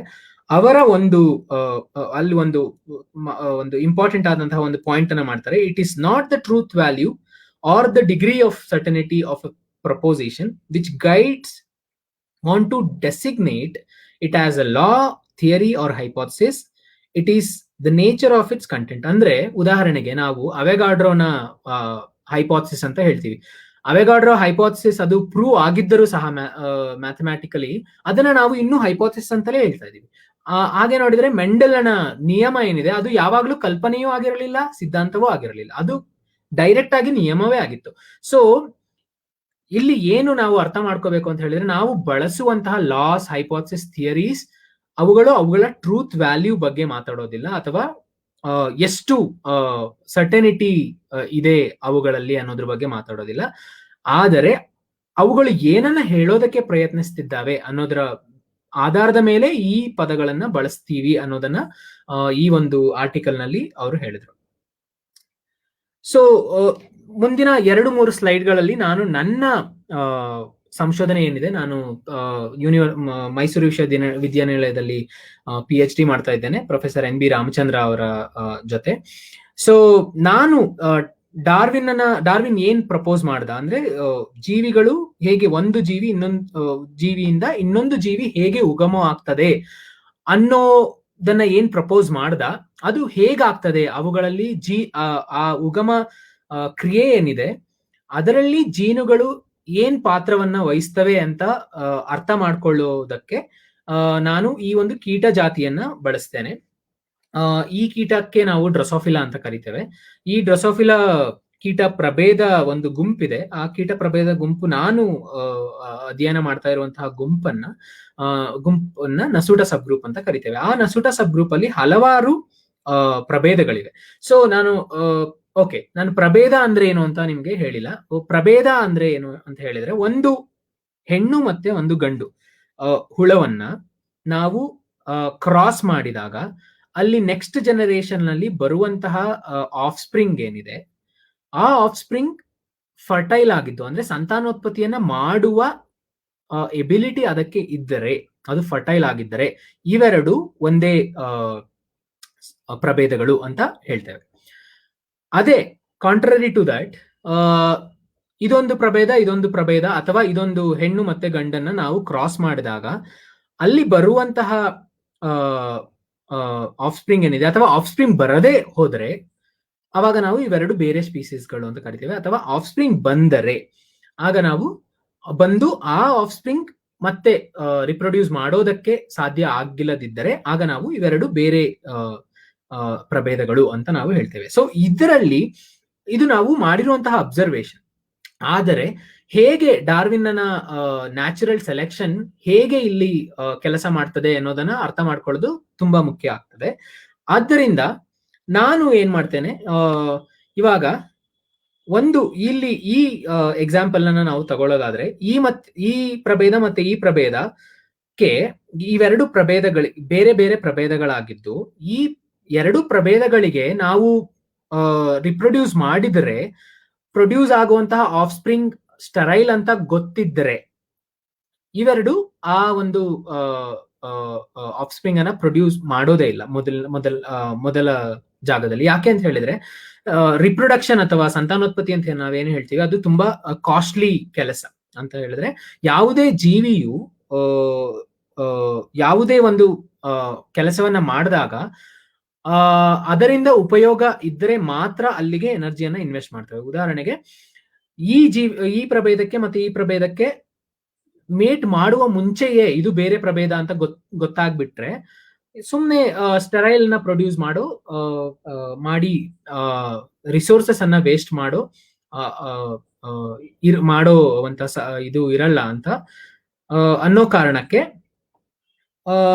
ಆ ಡಿಸ್ಕ್ರಿಮಿನೇಟರಿ ಮೆಕ್ಯಾನಿಸಮ್ ಅಂತ ನಾವೇನ್ ಹೇಳ್ತೇವೆ, ಈ ಒಂದು ಪ್ರಭೇದಕ್ಕೆ ಇದು ನನ್ನ ಪ್ರಭೇದ ಅಲ್ಲ ಅಂತ ಡಿಸ್ಕ್ರಿಮಿನೇಟ್ ಮಾಡೋ ಒಂದು ಮೆಕ್ಯಾನಿಸಮ್ ಏನಿದೆ ಅದು ಎವಾಲ್ವ್ ಆದ್ರೆ ಈ ಒಂದು ವೇಸ್ಟ್ ಆಫ್ ಟೈಮ್ ಮತ್ತೆ ವೇಸ್ಟ್ ಆಫ್ ರಿಸೋರ್ಸಸ್ ಅನ್ನ ನಾವು ತಪ್ಪಿಸಬಹುದು. ಸೊ ಅದೇ ಕಾರಣಕ್ಕೆ ನಾನು ಇವುಗಳ ರಿಪ್ರೊಡಕ್ಟಿವ್ ಬಿಹೇವಿಯರ್ ಏನಿದೆ, ಸಂತಾನೋತ್ಪತ್ತಿ ಮಾಡುವ ಒಂದು ಕ್ರಿಯೆ ಏನಿದೆ ಅದನ್ನ ನಾನು ಸ್ಟಡಿ ಮಾಡ್ತಾ ಇದ್ದೇನೆ. ಉದಾಹರಣೆಗೆ ನೀವು ಇಲ್ಲಿ ನೋಡೋದಾದ್ರೆ ಹೆಣ್ಣು ಮತ್ತೆ ಗಂಡು ಹುಳುಗಳಿವೆ. ಗಂಡು ಹುಳುಗಳು ಹೆಣ್ಣು ಹುಳುಗಳನ್ನ ಅಪ್ರೋಚ್ ಮಾಡ್ತವೆ. ಆಮೇಲೆ ಹೆಣ್ಣು ಮತ್ತೆ ಗಂಡು ಹುಳುಗಳು ಎರಡೂ ಸಹ ಫೆರೋಮೋನುಗಳನ್ನ ಸೆಕ್ರೇಟ್ ಮಾಡ್ತವೆ. ಸೊ ಗಂಡು ಹುಳ ಹೆಣ್ಣು ಹುಳವನ್ನ ಮುಟ್ಟಿದಾಗ ಆ ಗಂಡು ಹುಳದ ಕಾಲುಗಳಲ್ಲಿ ಒಂದಷ್ಟು ಟೇಸ್ಟ್ ರಿಸೆಪ್ಟಾರ್ಸ್ ಅಂತ ಹೇಳ್ತೀವಿ ನಾವು, ನ್ಯೂರಾನ್ಸ್, ಅದು ಆಕ್ಚುಲಿ ನರಕೋಶಗಳಿವೆ. ಆ ನರಕೋಶಗಳ ಮೂಲಕ ಹೆಣ್ಣಿನ ಫೆರಮೋನ್ ಏನಿದೆ ಅದನ್ನ ಟೇಸ್ಟ್ ಮಾಡಿ ಓಕೆ ಇದು ನನ್ನ ಪ್ರಭೇದವಾ ಅಥವಾ ಬೇರೆ ಪ್ರಭೇದವಾ ಅನ್ನೋದನ್ನ ಕನ್ಫರ್ಮ್ ಮಾಡ್ಕೊಳ್ಳೋದಕ್ಕೆ ಟಚ್ ಮಾಡ್ತದೆ. ನಂತರ ಹೆಣ್ಣು ಕೂಡ ಕನ್ಫರ್ಮ್ ಮಾಡ್ಕೋಬೇಕು ಈ ಗಂಡು ನನ್ನ ಪ್ರಭೇದವಾ ಅಂತ. ಆದ್ದರಿಂದ ಗಂಡು ವಿಂಗ್ ನಿಂದ ಒಂದು ವೈಬ್ರೇಷನ್ ಅನ್ನ ಪ್ರೊಡ್ಯೂಸ್ ಮಾಡ್ತದೆ. ಆ ವೈಬ್ರೇಷನ್ ಏನಿದೆ ಅದು ಪ್ರತಿ ಪ್ರಭೇದಕ್ಕೂ ಒಂದು ನಿರ್ದಿಷ್ಟವಾಗಿರ್ತದೆ. ಆಗ ಇದು ನನ್ನದೇ ಪ್ರಭೇದವಾ ಅಥವಾ ಅಲ್ವಾ ಅಂತ ನೋಡ್ಬೋದು. ಆಮೇಲೆ ಹೆಣ್ಣು ಏನಿದೆ ಅದು ವಿಂಗ್ ಅನ್ನ ಓಪನ್ ಮಾಡಿ ಒಪ್ಪಿಗೆಯನ್ನ ಕೊಟ್ಟಾಗ ಗಂಡು ಹೆಣ್ಣನ್ನ ಮೇಟ್ ಮಾಡ್ತದೆ. ಸೊ ಇದನ್ನ ನಾವು ಇಲ್ಲಿ ನಾವು ನೋಡಿದಾಗ ಒಂದು ವಿಡಿಯೋ ಇದೆ, ಅದನ್ನ ನೋಡಿ. ಅದರಲ್ಲಿ ಇಲ್ಲಿ ಗಂಡು ಹೆಣ್ಣನ್ನ ಚೇಸ್ ಮಾಡ್ತಾ ಇದೆ, ಮತ್ತೆ ವಿಂಗ್ ನ ಕೂಡ ವೈಬ್ರೇಟ್ ಮಾಡ್ತಾ ಇದೆ. ಸೊ ಇವಾಗ ಇದು ಈ ಕೀಟಗಳಿಗೆ ಕಣ್ಣು ಸಹ ಇದೆ, ಅಂದ್ರೆ ಕಾಂಪೌಂಡ್ ಐ ಅಂತ ನಾವೇನ್ ಹೇಳ್ತೀವಿ. ಅದರಲ್ಲೂ ಕಣ್ಣಿನಿಂದಲೂ ಸಹ ನೋಡ್ತಾ ಇರ್ತದೆ ಇದು ನನ್ನದೇ ಪ್ರಭೇದವಾ ಅಥವಾ ನನ್ನ ಪ್ರಭೇದ ಅಲ್ವಾ. ಮತ್ತೆ ಆಲ್ಫ್ಯಾಕ್ಟರಿ ನ್ಯೂರಾನ್ಸ್ ಅಂತ ಇದೆ, ಇಲ್ಲಿ ನಾವು ಆಂಟೆನಾ ಅಂತ ಏನ್ ಹೇಳ್ತೀವಿ ಅದರ ಮೇಲೆ ಆಲ್ಫ್ಯಾಕ್ಟರಿ ನ್ಯೂರಾನ್ಸ್ ಇದೆ. ಆ ಆಲ್ಫ್ಯಾಕ್ಟರಿ ನ್ಯೂರಾನ್ಸ್ ಇಂದನೂ ಫೆರಮೋನ್ಗಳನ್ನ ಈಗ ನೀವು ನೋಡೋದಾದ್ರೆ ಇಲ್ಲಿ ಟಚ್ ಮಾಡ್ತಾ ಇದೆ, ಮೇಲ್ ಮತ್ತೆ ಫಿಮೇಲ್, ಮತ್ತೆ ವಿಂಗ್ ವೈಬ್ರೇಷನ್ ಮಾಡ್ತಾ ಇದೆ. ಇದನ್ನ ನಾವು ಕೋರ್ಟ್ಶಿಪ್ ಅಂತ ಕರಿತೇವೆ. ಇದು ನಮ್ಮ ಲ್ಯಾಬೊರೇಟರಿಯಲ್ಲೇ ಮಾಡಿದಂತಹ ಅಬ್ಸರ್ವೇಷನ್. ಸೊ ಈಗ ಹೆಣ್ಣು ಒಪ್ಪಿಕೊಂಡಾಗ ರೆಕ್ಕೆಗಳನ್ನ ಮಾಡಿದಾಗ ಮೇಟ್ ಆಗ್ತದೆ.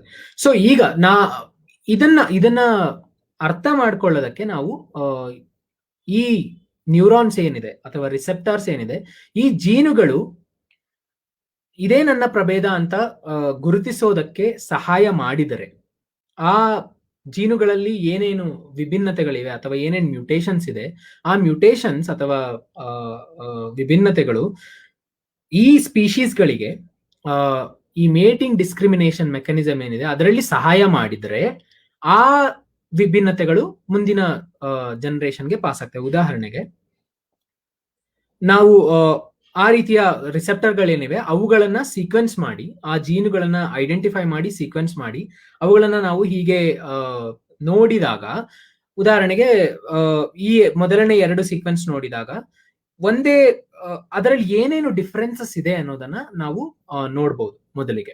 ಸೊ ಅಲ್ಲಿ ಇರುವಂತಹ ಮ್ಯೂಟೇಷನ್ಸ್ ಏನಾದ್ರೂ ಒಂದು ಡಿಫರೆನ್ಸ್ ಇತ್ತು ಅಂತ ಹೇಳಿದ್ರೆ ಆ ಮ್ಯೂಟೇಷನ್ ಅಂತ ಏನ್ ಹೇಳ್ತೀವಿ ಅದು ಆ ಜೀವಿಗೆ ಸಹಕಾರಿಯಾಗಿದ್ರೆ, ಮೇಟಿಂಗ್ ಡಿಸ್ಕ್ರಿಮಿನೇಷನ್ ಮಾಡೋದಕ್ಕೆ ಸಹಕಾರಿಯಾಗಿದ್ರೆ ಅದನ್ನ ನಾವು ಪಾಸಿಟಿವ್ ಡಾರ್ವಿನಿಯನ್ ಸೆಲೆಕ್ಷನ್ ಅಂತ ಕರಿತೀವಿ. ಅಂದ್ರೆ ಆ ಒಂದು ಮ್ಯೂಟೇಷನ್ಗಳು ಮುಂದಿನ ಪೀಳಿಗೆಗೆ ರವಾನೆ ಆಗ್ತವೆ ರಿಪ್ರೊಡಕ್ಷನ್ ನಿಂದ. ಸೊ ಕನ್ಕ್ಲೂಡ್ ಇಲ್ಲಿ ನೀವು ನೋಡ್ಬೋದು ಒಂದು ರಿಸೆಪ್ಟಾರ್ ಇದೆ. ಆ ರಿಸೆಪ್ಟಾರ್ ನಲ್ಲಿ ಹಲವಾರು ಪ್ರೋಟೀನ್ ಸೀಕ್ವೆನ್ಸಸ್ ಗಳೇನಿದೆ ಆ ಪ್ರೋಟೀನ್ ಸೀಕ್ವೆನ್ಸಸ್ ಗಳು ಡಿಫರೆಂಟ್ ಇರ್ತವೆ ಈ ಒಂದು ಪ್ರಭೇದಕ್ಕೆ ಮತ್ತೆ ಈ ಒಂದು ಪ್ರಭೇದಕ್ಕೆ. ಇದರಲ್ಲಿ ಈ ಪ್ರಭೇದಗಳ 2 ಪ್ರಭೇದಗಳ ಆನ್ಸಿಸ್ಟರ್ ಏನಿದೆ ಅದರಲ್ಲಿ 2 ಬಗೆಯ ಮ್ಯೂಟೇಷನ್ಸ್ ಇರ್ತವೆ. ಅದು 2 ಪ್ರಭೇದಗಳಾಗಿ ಸ್ಪ್ಲಿಟ್ ಆದಾಗ ಈ ರೀತಿಯ ಮ್ಯೂಟೇಶನ್ಸ್ ಏನಿದೆ ಅಥವಾ ಈ ರೀತಿಯ ಜೀನ್ ಸೀಕ್ವೆನ್ಸ್ ಏನಿದೆ ಅವುಗಳು ಅದೇ ರೀತಿಯ ಮ್ಯೂಟೇಶನ್ಸ್ ಇರುವಂತಹ ಜೀವಿಗಳ ಜೊತೆ ಅಥವಾ ಹುಳಗಳ ಜೊತೆ ಮೇಟ್ ಮಾಡೋದ್ರಿಂದ ಅವುಗಳು ರಿಪ್ರೊಡಕ್ಷನ್ ನಲ್ಲಿ ಸಕ್ಸಸ್ಫುಲ್ ಆಗ್ತವೆ. ಸೊ ಇಲ್ಲಿಯೂ ಹಾಗೆ. ಸೊ ಇದರಲ್ಲಿ ನಾನು ಏನಕ್ಕೆ ನಾನು ನನ್ನ ಕೆಲಸವನ್ನ ಯಾಕೆ ನಾನು ಎಕ್ಸ್ಪ್ಲೈನ್ ಮಾಡೋದಕ್ಕೆ ಟ್ರೈ ಮಾಡಿದೆ ಅಂತ ಹೇಳಿದ್ರೆ, ಇಲ್ಲಿ ನಾವು ಕ್ಲಿಯರ್ ಆಗಿ ಸಮ್ಮರೈಸ್ ಮಾಡ್ಬೋದು. ಡಾರ್ವಿನ್ ಏನ್ ಹೇಳ್ದ, ಈ ರೀತಿಯ ವಿಭಿನ್ನತೆಗಳಿರ್ತವೆ, ಆದ್ದರಿಂದ ಜೀವಿಗಳು ಉಗಮ ಆಗ್ತವೆ, ಒಂದು ಸ್ಪೀಶೀಸ್ ಇಂದ ಇನ್ನೊಂದು ಸ್ಪೀಶೀಸ್ ಬರ್ತದೆ ಅಂತ. ಸೊ ಅದನ್ನ ಕ್ಯಾಪ್ಚರ್ ಮಾಡೋದಕ್ಕೆ ನನ್ನ ಕೆಲಸ ಒಂದಷ್ಟು ಪ್ರಯತ್ನ ಮಾಡ್ತಿರೋದ್ರಿಂದ ನಾನು ಇದನ್ನ ಉದಾಹರಣೆಯಾಗಿ ಹೇಳಿದೆ. ಸೊ ಕೊನೆಯದಾಗಿ ಥಿಯೋಡೋಸಿಯಸ್ ಡೊಬ್ಜಾನ್ಸ್ಕಿ ಅನ್ನುವಂತಹ ಒಬ್ಬ ಎವಲ್ಯೂಷನರಿ ಬಯಾಲಜಿಸ್ಟ್ ಹೇಳಿದ್ರು, nothing in biology make sense except in the light of evolution. ಅಂದ್ರೆ ವಿಕಾಸದ ಬೆಳಕಿನಲ್ಲದೆ ಜೀವಶಾಸ್ತ್ರದಲ್ಲಿ ಏನೂ ಅರ್ಥಪೂರ್ಣವಲ್ಲ. ಅಂದ್ರೆ ಎವಲ್ಯೂಷನ್ ನಾವು ಬಯಾಲಜಿಯನ್ನ ಎವಲ್ಯೂಷನ್ ನ ತಲೆಯಲ್ಲಿ ಇಟ್ಕೊಂಡು ನಾವು ನೋಡಿಲ್ಲ ಅಂದ್ರೆ ನಮಗೇನು ಅದು ಅರ್ಥ ಆಗೋದಿಲ್ಲ ಅಥವಾ ಅದು ಅರ್ಥಪೂರ್ಣವಲ್ಲ ಅನ್ನೋದನ್ನ ಇವ್ರು ಹೇಳಿದ್ರು. ಆದ್ದರಿಂದ evolution should be taught, evolution should be studied. Evolution ಅನ್ನ ಬೋಧಿಸಬೇಕು, ಎವಲ್ಯೂಷನ್ ಅನ್ನ ಎಲ್ಲರೂ ಅರ್ಥ ಮಾಡ್ಕೋಬೇಕು. ಯಾಕೆ ಅಂತ ಹೇಳಿದ್ರೆ it tells us a beautiful tale of how we all evolved. Thank you.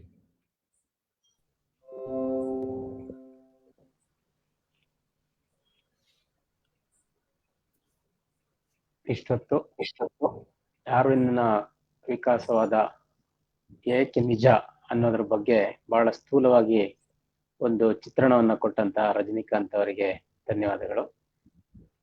Thank you. ಒಟ್ಟಾರೆಯಾಗಿ ನಿಮಗೆ ನೆನಪಿರ್ಬೋದು ವೀಕ್ಷಕರಿಗೆ, ಕೆಲವು ವರ್ಷಗಳ ಹಿಂದೆ ನಮ್ಮ ಕೇಂದ್ರ ಶಿಕ್ಷಣ ಸಚಿವರೇ ಒಬ್ರು ಮಂಗನಿಂದ ಮಾನವ ಆಗಿದ್ದನ್ನ ಯಾರು ನೋಡಿಲ್ಲ, ಆದ್ರಿಂದ ಇದನ್ನ ಕಲಿಸ್ಬೇಕೋ ಬೇಡೋ ಅಂತ ನಾವು ಇನ್ನೊಂದ್ಸತಿ ರೀಕನ್ಸಿಡರ್ ಮಾಡಬೇಕು ಅಂತ ಒಂದು ಹೇಳಿಕೆ ಕೊಟ್ಟಿದ್ರು.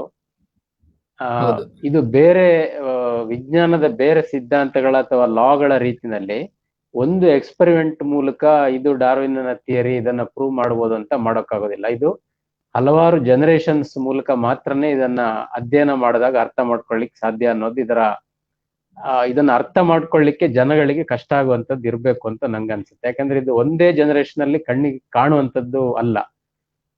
ಅದು ಕಾಣಬೇಕು ಅಂತಂದ್ರೆ ಪ್ರಾಯಶಃ ನೀವು ಬ್ಯಾಕ್ಟೀರಿಯಾ, ವೈರಸ್ ಅಥವಾ ಇನ್ನು ಸೂಕ್ಷ್ಮಾಣು ಜೀವಿಗಳನ್ನ ನೋಡಿ ಅರ್ಥ ಮಾಡ್ಕೊಳ್ಳೋದಕ್ಕೆ ಸಾಧ್ಯ ಆಗ್ಬೋದು. ಜನಸಾಮಾನ್ಯರಿಗೆ ಅದು ನಿಲುಕುವಂತದ್ದಲ್ಲ ಆ ಅರ್ಥದಲ್ಲಿ. ಹಾಗಾಗಿ ಇದನ್ನ ನಾವು ಸ್ಥೂಲವಾಗಿ ಅರ್ಥ ಮಾಡ್ಕೊಳ್ಳೋ, ನೀವೇನ್ ಹೇಳಿದ್ರಿ, ಸಮ್ಮರೈಸ್ ಮಾಡಿದ್ರಿ ಡಾರ್ವಿನ್ ಅವರ ಥಿಯರಿಯನ್ನ.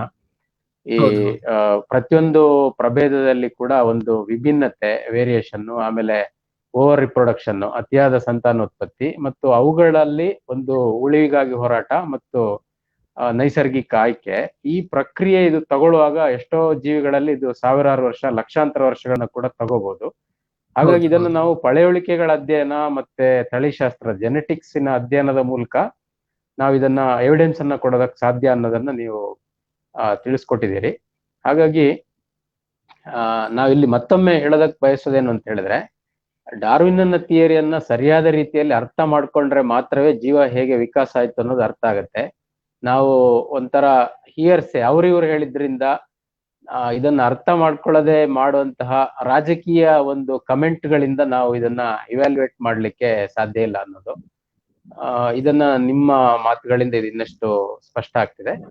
ಹಾಗಾಗಿ ಇವತ್ತು ಈ ಒಂದು ವೈಜ್ಞಾನಿಕ ಮನೋಭಾವನೆಯನ್ನ ಬೆಳೆಸೋದಕ್ಕೆ ಪ್ರೊಫೆಸರ್ JR ಲಕ್ಷ್ಮಣರಾಯರು ಏನು ಅವರ ಜೀವಿತಾವಧಿನಲ್ಲಿ ಸಂಪೂರ್ಣವಾಗಿ ಪ್ರಯತ್ನ ಪಟ್ಟರು, ಅಥವಾ ಅವರು ಕರ್ನಾಟಕ ರಾಜ್ಯ ವಿಜ್ಞಾನ ಪರಿಷತ್ತನ್ನು ಕಟ್ಟುವ ಮೂಲಕ ಪ್ರಯತ್ನ ಮಾಡಿದ್ರು, ಅಥವಾ ಇವತ್ತೇನು ಈ ಕಾರ್ಯಕ್ರಮ ನಡೀತಾ ಇದೆ ಬ್ರೇಕ್ ಥ್ರೂ ಸೈನ್ಸ್ ಸೊಸೈಟಿಯ ಮೂಲಕ, ಇವೆಲ್ಲವೂ ಕೂಡ ಅವರ ಒಂದು ಪ್ರಯತ್ನಕ್ಕೆ ಪೂರಕವಾಗಿದೆ ಅಂತ ಹೇಳಿ ನಂಬ್ತಾ ಇದ್ದೀವಿ.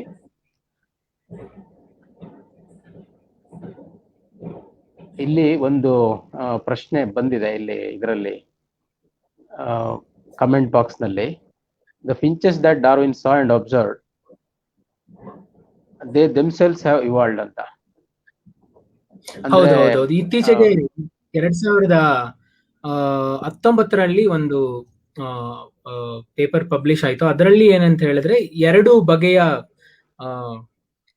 ಎರಡು ಪ್ರಭೇದದ ಡಾರ್ವಿನ್ ಫಿಂಚಸ್ ಏನಿದೆ ಅವುಗಳ ನಡುವಿನ ಹೈಬ್ರಿಡೈಸೇಷನ್ ಇಂದ ಒಂದು ಹೊಸ ಪ್ರಭೇದ 3-4 ಜನರೇಷನ್ ನಲ್ಲೇ ಬಂದಿರುವಂತಹ ಒಂದು ಎವಿಡೆನ್ಸ್ ಇವಾಗ ನಮಗೆ ಡಾರ್ವಿನ್ ಫಿಂಚಸ್ ಇಂದ ಬಂದಿದೆ. ಹೌದು, ಆ ರೀತಿಯ ಎವಿಡೆನ್ಸಸ್ಗಳು ಬಹಳ ರೇರ್ ನಮಗೆ ಎವಲ್ಯೂಷನ್ ಅಲ್ಲಿ ಸಿಗೋದು.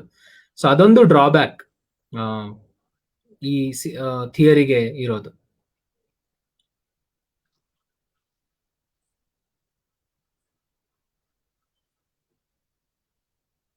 ಸೊ ಈಗ ನಮ್ಮ ಕಾರ್ಯಕ್ರಮ ಮುಕ್ತಾಯದ ಹಂತಕ್ಕೆ ಬರ್ತಾ ಇದೆ. ಇದನ್ನು ನೋಡಿದವರು ಕಾರ್ಯಕ್ರಮ ಚೆನ್ನಾಗಿತ್ತು ಅಂತ ಹೇಳಿ ಕೂಡ ತಮ್ಮ ಅಭಿಪ್ರಾಯನ ವ್ಯಕ್ತಪಡಿಸಿದ್ದಾರೆ ಕಮೆಂಟ್ ಬಾಕ್ಸ್ ನಲ್ಲಿ. ಹಾಗಾಗಿ ನಾನು ಮತ್ತೊಮ್ಮೆ ಈ ಕಾರ್ಯಕ್ರಮವನ್ನು ನಡೆಸಿಕೊಟ್ಟಂತ ರಜನಿಕಾಂತ್ ಅವರಿಗೆ ಮತ್ತು ಈ ಕಾರ್ಯಕ್ರಮ ಆಗೋದಕ್ಕೆ ಕಾರಣ ಆಗಿರುವಂತಹ ಅನಿಲ್ ಕುಮಾರ್ ಅವರಿಗೆ ಎಲ್ರಿಗೂ ಧನ್ಯವಾದಗಳನ್ನು ಹೇಳ್ತಾ ಈ ಕಾರ್ಯಕ್ರಮ ಇಲ್ಲಿಗೆ ಮುಕ್ತಾಯ ಮಾಡ್ತಾ ಇದ್ವಿ. ವೀಕ್ಷಿಸಿ ತಮ್ಮ ಅಭಿಪ್ರಾಯಗಳನ್ನ, ಪ್ರಶ್ನೆಗಳನ್ನ ಪೋಸ್ಟ್ ಮಾಡದಂತವ್ರಿಗೆ ಕೂಡ ಧನ್ಯವಾದಗಳು. Thank you.